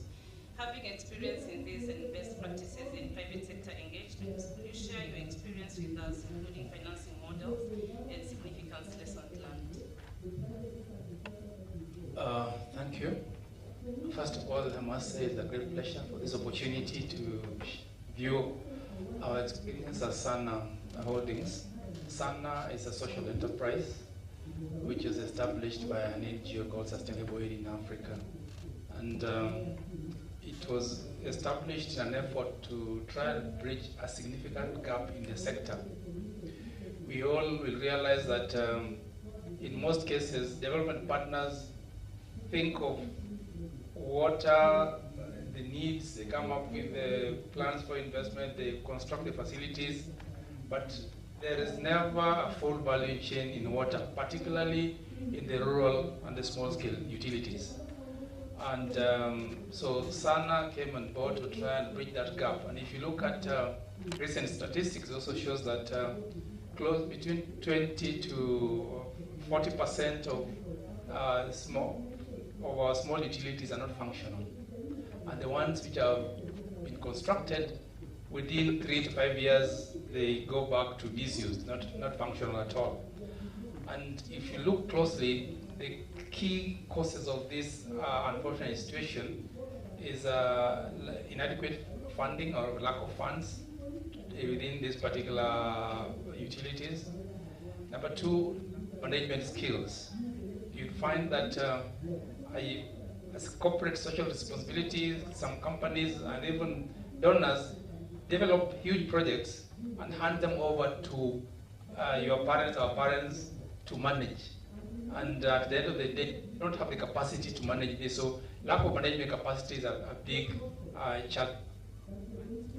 A major challenge is the issue of governance, which my brothers articulated very well. My task here is to share with you our experience as SANA on financing, particularly the rural schemes. Also to share with you our experience in to do professional management of these utilities. First of all, I'll start with the issues of financing. SANA, we have been trying to access credit financing through our Credit for Water development program, which I'm proud to say was actually pioneered by my friend here, Engineer Calvins. We pioneered with him a Credit for Water scheme whereby the small utilities were identified with viable sources and given credits of up between 1 million to 4 million shillings. And then in our first model, we actually gave the resources, the funds to the community, to the utilities, the PMCs directly, and hoped that they will raise the money and repay us back. The second model was whereby, with that first model, we didn't go very far. We were only able to realize about 30% of the we gave out. So we changed our model a bit, and now gave the resources the same, almost the same level of 3 to 5 million shillings to the small utilities, but we co-managed the facility with them, but they still control the funds, and they were the ones to, at the end of the month, to decide on what to give us. Again, this model did not work well, and we were able to recover only about 50% of what we gave out. Then we came up with a different model, which we've been implementing over the last about 3 years, which is a BOT model, where we identify a viable scheme, we provide the funding needed, then we implement, then we operate the facility ourselves, and even the resources. Then once we have recovered all our investments, then we hand them over to the utilities to manage themselves. With this approach, we have been able to get at least 90% of the resources we gave in.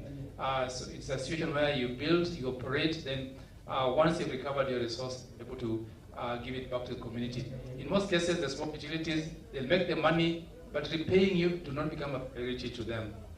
So that was our experience, and we also realized in terms of financing, in terms of periods, they need periods of between, initially we were giving 3 to 5 years period, but realized that utilities need up to 8 to 10 years period for effective recovery at a pace which they can afford. On the other hand, we've also had experience in terms of management models. As SANA, we've been trying to bridge that gap. As I said, a number of utilities have been developed and they're not sustained because there's lack of management capacity. So we have been able to partner with communities to manage their facilities. Initially, we were co-managing with them, but we realized that under the co-management, still the communities had a upper hand on how the resources are being used and so on. And we still had problems because they are responsible for even minor repairs, then they would have to go for somebody else for major repairs. The result is that we ended up with a lot of delays in even making small, as for example, there's a project we're running in Homa Bay, a motorboat plant. It took about 3 years for the county government to get the 300 shillings. Now we have changed, and presently we are proposing, we are recommending a lease model. The lease model, we look for a viable utility, a utility with a reliable source and has consumers of 500 to 1,000 consumers, and we partner with the county governments. Then we have a lease arrangement. Under this arrangement, the entire scheme is given to some to operate and manage, but then we pay a particular sum to the county government. This has proved to be working quite well. The most recent one we have with the Homa Bay County, where a utility was given to us. It was done by KenGen some times back, and it was not operational. And within like about 2 months after being given to us, we were able to access resources, our own resources from the banks and so on, our own customers, and revive the scheme and start supplying key institutions which have not been having water for several years. So we find that moving on, the lease model is more effective in addressing the issues of management of utilities, particularly in the rural areas. Now, in terms of, there are some necessary environment required for these arrangements, be it for financing or for management. One, we need to have an enabling policy environment. And for example, the counties need to have their Water Act in place. They also need to have the regulations and so on in place. This provides for the PPP arrangement, because as I've said, the lease arrangement which we are having in the county government of Homa Bay, it would be hinged on that kind of instrument where you have a PPP where you can have a partnership with another private partner. We also need higher connectivity, and for this reason, there's need for to forge partnership for financing for last mile connectivity, because for these utilities to function effectively, there is a minimum number of connections which makes it meet some minimum thresholds. And I think these are key lessons which we need to have in place in order to address the issue of connectivity, the issue of management, and also the issue of financing. And as SANA, we are willing and looking forward to collaboration even with Kakamega County. And the advantage of having the private sector, you have a chance to even tap on new opportunities, like in West Kenya water program. They have a package which encourages private partnership within the sector. So if you have a collaboration, for example, with the private sector like SANA, you are able to tap on that product. If you don't, you're left with only products like the ones under the rural and the ones under urban and so on. But involving private sector, you're able to tap on this, and also the private sector is able to look for other resources and complement the county resources. Otherwise, thank you very much for this opportunity. Thank you so much, Alfred. Now over to Dr. Stella. We have heard from our earlier speakers also the issue of climate change, and good thing you've done in adopting various acres of lands in our forests as an initiative of the Women in Water Conservation to conserve our environment. We know this conservation has an impact, has a direct impact on our water sources. Without belaboring on this, could you share with us the best practices in water conservation and involvement of women in water conservation as a climate change initiative? Thank you so much for this opportunity. It's a great opportunity for me, because what I'm going to share about is a new idea that probably has not been adopted by many. So this is is a good platform for me. I am going to emphasize on two things. Still on the need for us to invest in water, to ensure water security. And I want to dwell on two things. One, mainstreaming of gender, involving women in the whole process of conservation. And two, ensuring that we acquire water security, which definitely is going to give us food security and environmental security. And on this, I want to say this, that it has been noted and it's acknowledged that women interact with natural resources most of the time, and they bear the brunt of any form of destruction that occurs in natural resources. The brunt of climate change impact is actually borne by women. So when you rally them behind every effort that one would want to make in the area of conservation and especially water security, food security, you can be sure that you have 100% support from women. And as an organization, Women in Water and Natural Resource Conservation have done this, and I'm just here to applaud the fact that this is something that works. As an organization, we work in 16 counties in this country. We have women groups that we have trained, we have provided a platform for them to learn, and they have become climate change resilience accelerators. So they train other people all around. We also do the same work in Uganda, in Tanzania, and even in Rwanda. So this is something that is working.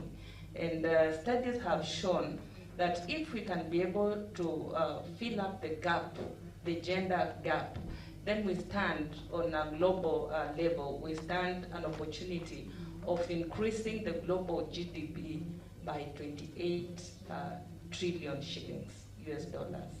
So this is something that has been researched, it's something that is known, that it is paramount for each one of us to include women in the investments that we would want to make in anything that pertains to climate change, adaptation, and mitigation. And this will give us sustainability in this area. We're not saying that men are not working, but we're just saying that women have more time to spend on these activities, so long as there are alternative livelihoods that come by the conservation processes. So the gender mainstreaming is one thing.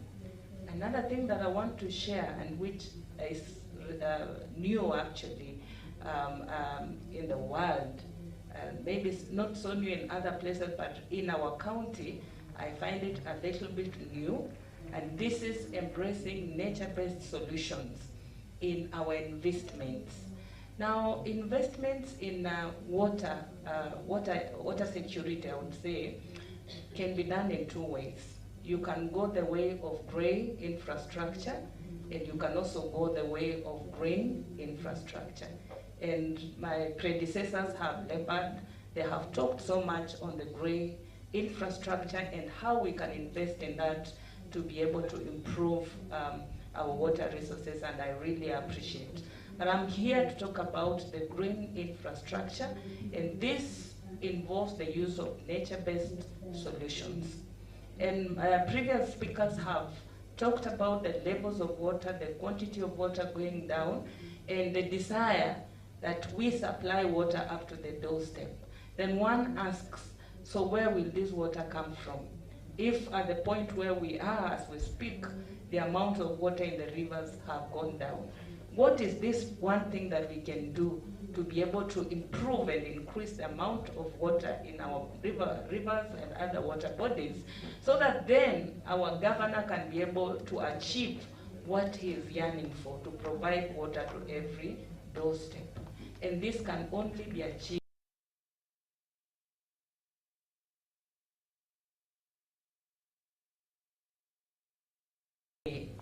can be exemplified, and that's what I'm going to do, in the model of a water fund. And the water funds are set up in such a way that you are bringing together very many stakeholders, those that are occupying the upper watershed areas, the middle watershed areas, and the lower watershed areas. Bring them on board and let those people who are deriving benefits from water downstream be encouraged to be able to invest a little of the money that they are getting through the activities that they are carrying out into alternative livelihoods that will be carried out at the watershed, at the source of the water, so that then we can be able to be assured of a continuous flow of water. I want to make relevant example and indication on the River Yala Water Fund. And this is actually the third water fund that we have in Kenya. The first one was started in Upper Tana, and it's doing perfectly well. It's supplying Nairobi and the upper part of Central Region so well. And after that, the Eldoret Iten Water Fund came in, and it's also doing well. The first water fund in Western Kenya is the River Yala Water Fund, and this is a women-led water fund. All the others, the 16 water funds we have in Kenya, are led by men, except this one that just started the other day. And what I mean here is that it's paramount for us to speak to the people in Tindinyo, in Nandi County, because that's where our water as Kakamega comes from. And on starting and moving along with the River Yala Water Fund, I have encountered, have had sessions with the people in Nandi, and it's really very evident that sometimes they feel the water that runs down in the river does not benefit them.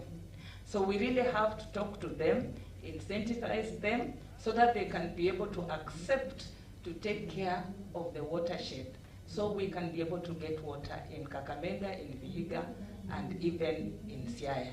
So that's what the Water Fund does. And as I speak, we have brought together stakeholders in Nandi, in Vihiga, in Kakamega, and I want to report this, that many people are interested in supporting the Water Fund. And this is because there are benefits that are derived, one, by the water companies. This river supplies 4 counties, that is Nandi, Vihiga, Kakamega, and Siaya. So we have the 4 water companies. And the model of the Water Fund is scientific in nature. Like before it starts, like the way we started, you do your feasibility study, but after that, you develop a business case that anyone can look at and see the benefits that come out of the Water Fund. And for the business case that we have built for Yala River Water Fund, it is really evident that if you invest just $1 million in nature-based solutions, and when I say nature-based solutions, I actually mean you're planting indigenous trees on the river banks, in the riparian areas, and you are also standing and supporting the farmers who live around the source of the river by helping them, training them in land planning. So you have farm planning going on, you have terraces going on, you are planting for them vetiver grasses, napier grass, you are pumping water from the river where you do not want them to be, you take the water for them in their homestead, so their animals can be able to drink from there, and their people, their families can be able to utilize that water. And with that, you get them out of the river, out of the wetlands, out of the forests, so that you can allow for regeneration in the natural resources. I just want to say one more thing. I want to emphasize the benefits that come out of nature-based solutions. I've already mentioned that they come with alternative livelihoods that are brought on table for the conservationists to partake. So the people living riparian to the river or the source of the river will be given alternative livelihoods, so that they can be able to make some money and replace what they used to get from the river banks or the riparian areas. And apart from that, the small-scale farmers, and along the catchment of River Yala, you have over 2,000 small-scale farmers within Nandi. quite a high number. Actually, the total number of people who depend on it is 1.7 million if you run all the way up to CI. So these 1.7 million people are going to benefit on the nature-based solutions as you give them the trees, the avocados, the fruit trees to plant, providing water pans for them, then they also benefit from that. The second beneficiary, and the one that brings us here, are the water companies. The way the water fund works is that we carry out scientific investigation and we collect data. We take water quality parameters in the laboratories, and that is done at the beginning, and compare it probably after a number of years. So you can know that at the beginning, the stability of the water was this level. Plant your trees, plant your indigenous trees, your bamboo, and your riparian crops that you're planting. Then at the end of it, you can be able to compare and see how much has reduced. Now, the business case that we did showed very well that if you invest in nature-based solutions, this reduces the amount of soil that gets into the water in terms of sedimentation. It also reduces the fertilizers that get from the rivers into the water because you've done terracing and planting of grasses, so that prevents the entry of nutrients into the water. And if you compare from the study that has been done, it's very, very evident that the water companies will save a very high amount of money that would have gone into treatment to ensure that the water that is distributed out is safe. So if you want safe water for our people, the best and easiest way and very cheap is embracing nature-based solutions. So that at the end of it then, we can be able to lower the cost of treatment of water and allow our water companies to be able to deliver water that is safe unto our people. And I want to say that this would be the cheapest way of us conserving our waters.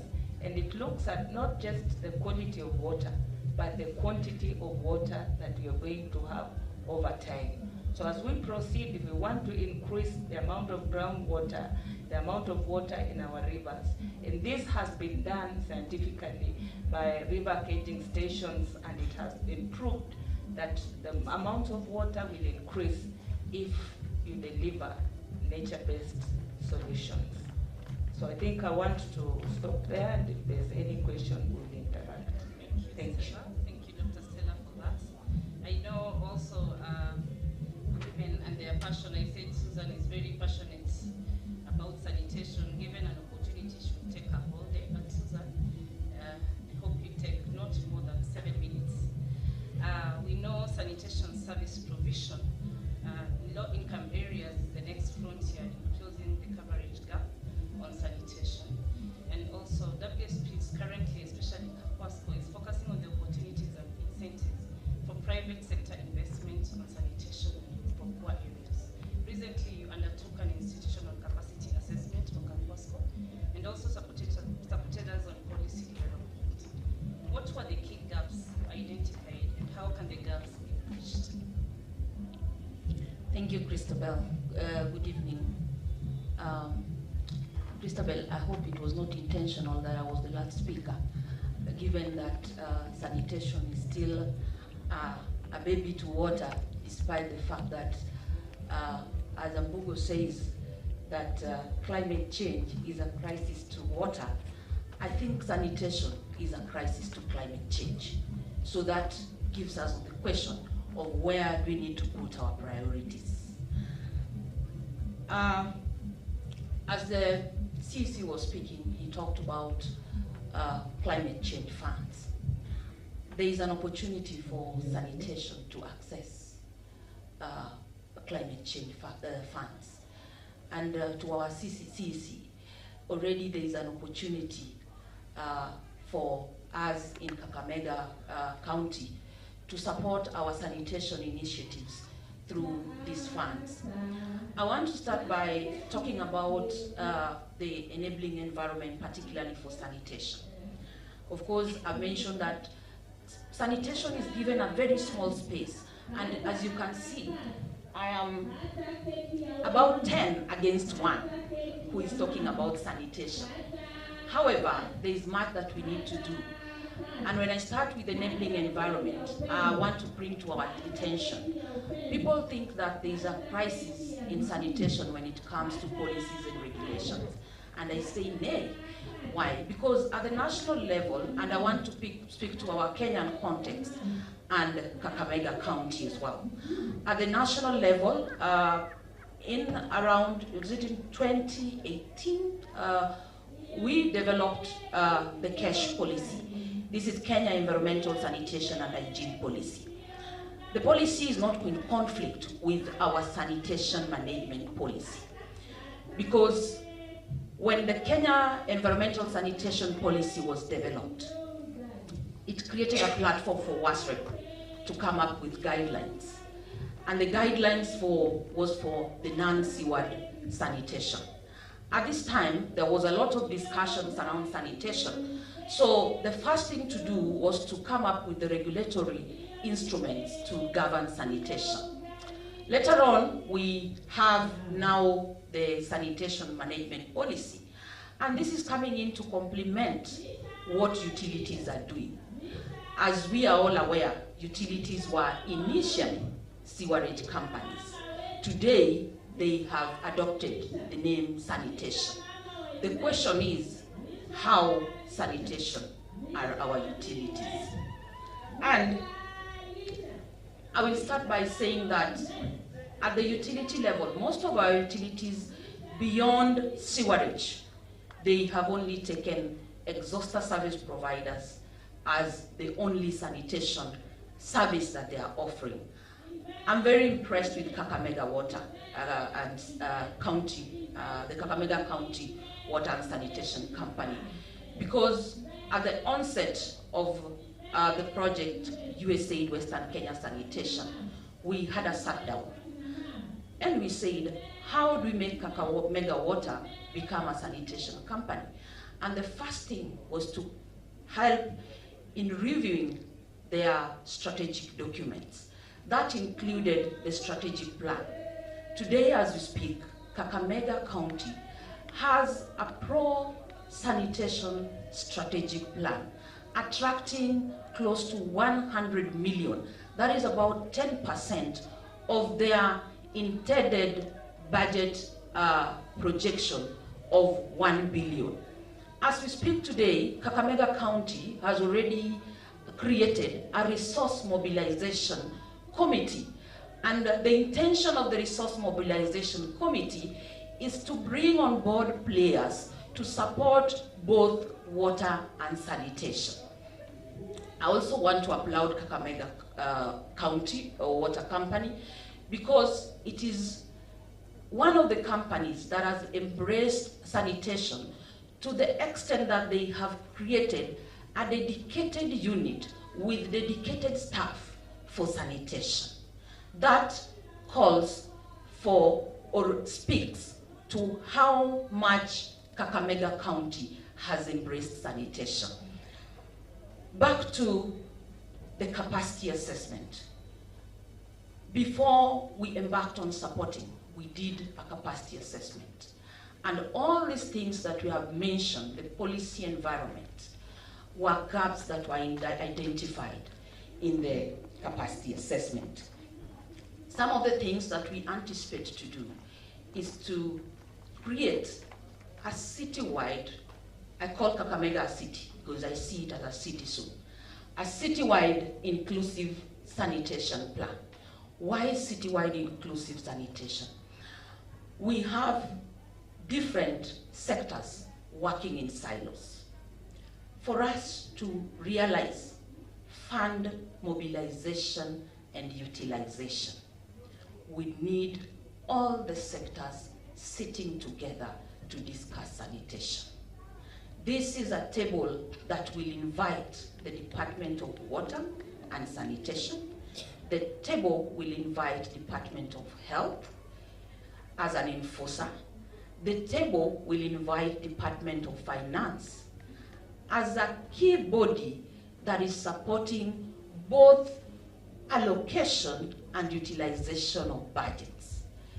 This will also attract a number of departments where we can sit and say, this is the plan, the bigger plan for Kakamega County, and this is what we intend to achieve within the sanitation space. I also want to speak to some of the things that we have mentioned.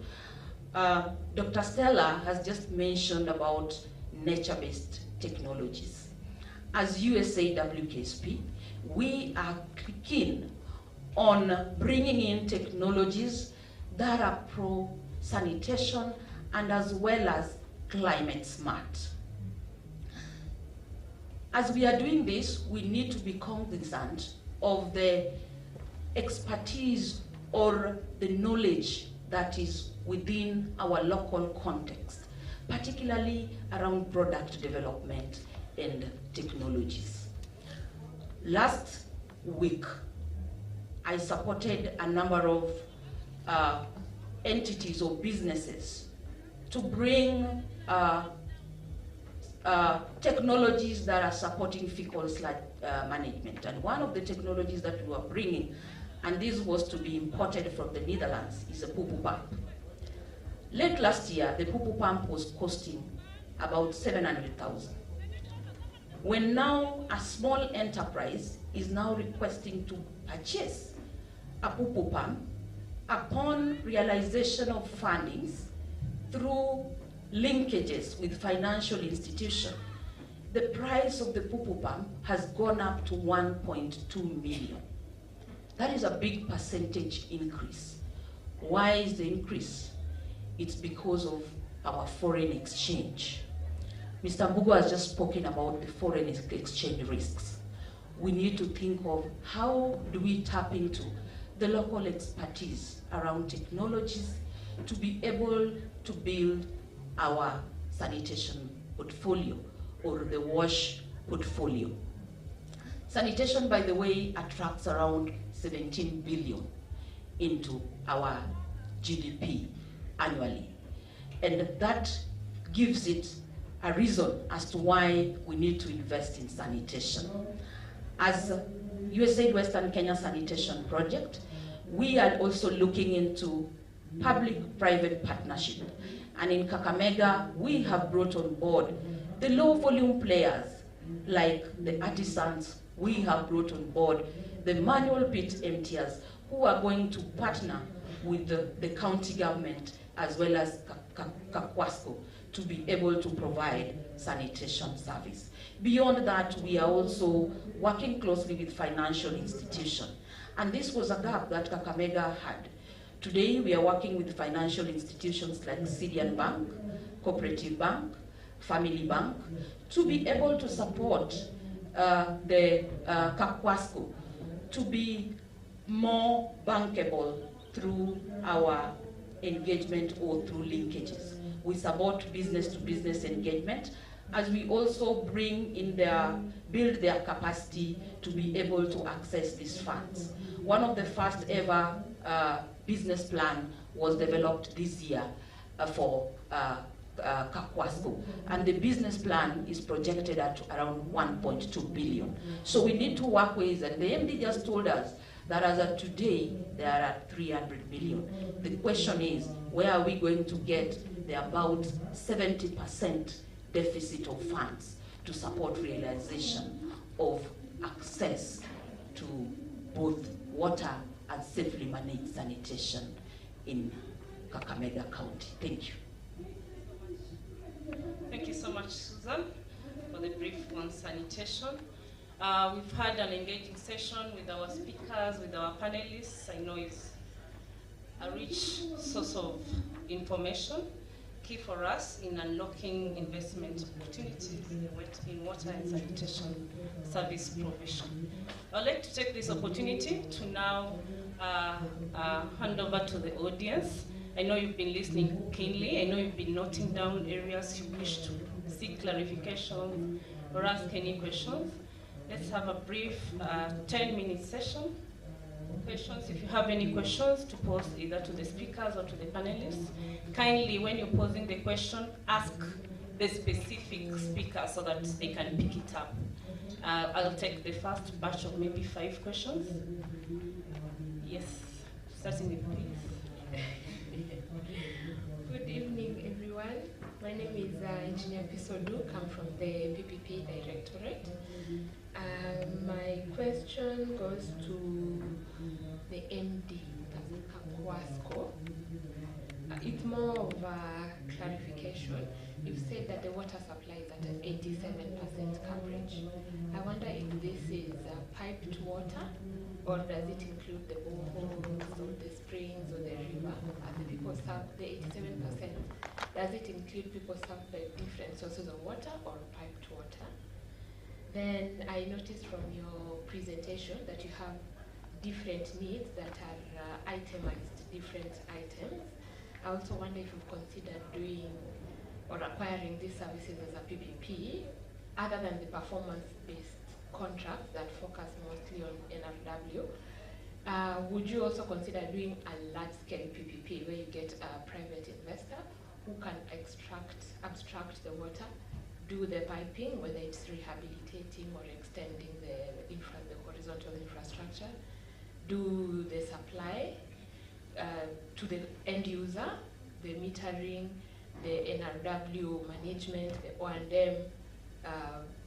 O&M phase of the water provision, essentially the whole cycle on a large scale PPP as a one package, as a one project, similar to sanitation as well. You mentioned you have a treatment plant, I think, Nandi, Tindinya. I wonder if it's only the one, and if it's enough to meet the demands of the county, because you said sanitation is at 18%. I wonder if this is also the both seaward and non-seaward, if it's the piped, or it includes also the non-seaward, the containers, the pits, in other words. If this component can also be considered under a PPP, especially because of the high capital requirements for sanitation. Then along those lines, I'd also like to ask Water Sector Trust Fund. You will find that maybe if Kaiico structures a project as a PPP, the large scale I'm talking about, it might be a strategic project, but it might not be bankable. Maybe the tariffs are too low. You mentioned you do some gap financing supported by World Bank. Is there a cap to this amount? Like if there's a viability gap financing requirement, would you be able to step in that regard when you have a PPP that is billions and billions of shillings, similar to USAID? Would you be able to do a viability gap financing to make a project bankable if it's a strategic project? And then finally, to Sana, you've mentioned you're doing a number of BOTs, but I wasn't quite clear if it's a water provision or it's sanitation. Do you do infrastructure provision, or is it just the O&M? And in the projects you've done, which are the future projects that you're looking to partner with? I'm assuming you partner as a private party. You partner with. Do you partner with the utility as a public party, or is it through the county? Just a clarification for my better understanding. Thank you. Wow, engineer. I'd actually said I'll take the first batch of 5, so those are already 4. Can I take one last one before we get our panelists and speakers responding? Good evening. My name is Angela Kezengo. I work for Royal Media Services, and I come from a county where someone mentioned, I'm not quite so sure who it was, I can't remember though, but when he was mentioning, I resonated with it. So there's this aspect where people were employed by the local government or the former regimes of the county government, and they know where the meters are. And he mentioned that the non-revenue water issues also come from that they know where the meters are, or where the connections are, and they do not give the information to the incoming employees, and that's where the water is lost. I had a case where I was covering a story, and a family was saying that they do not receive water, but there's a particular school where this kind of employee is employed, was actually taken up by the school because they used to have issues of water, and he knew where the meters are, and he had not given that information to whoever was posted to that particular area. So I'm asking the MD for Kaiico, because I know it also is an issue from where I come from, where this is affecting the water service company that is at the county. And I'm asking that, what are you doing to ensure that this does not affect your daily working and how you provide water to the locals, and also the metering, and also billing and everything that is affecting us as the people that are using the water?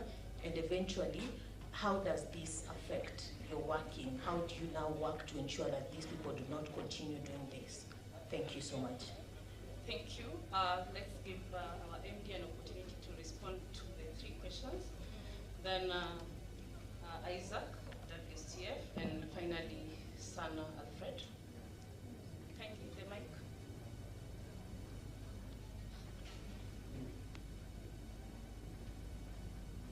So allow me to stand so that I feel the power. Now I have 3 pertinent questions that I want to address.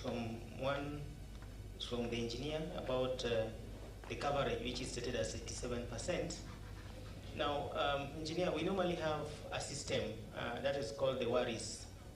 WARIS is a system developed by WASREP in capturing the data on water supply coverage. So usually what happens with that system is they look at the population at the sub-county level, and then they look at the connections that you have and the kind of the connections. We have different category of connections. We have some which are the domestic connections, which supply maybe up to 5-6 people. Then we have multi-dwelling population, which serve especially the high-rise building and the story buildings. We have one connection serving 25. Then we have the water kiosk, where we have one water kiosk serving up to 300 people. And we have the hot taps, which serve until 25 people. So when you talk about the population, you look at how many connections do you have under various categories, and then you compare with the population in that service areas. That's how it's being calculated. But again, the catch in this particular place is the defined area. Like you see, Waziri said that our coverage in water is around 61, yet I said it is for our water company is around 87, because Waziri looks at the entire company, the entire county, which include both rural and urban, including even areas which are served by the community water schemes. But for a water company, we are licensed to supply water within the urban and peri-urban areas. So in Kakamega, we look at the town and peri-urban areas, so not the entire area. That's how we come up with the population coverage. The second question was on sanitation. And in sanitation, basically,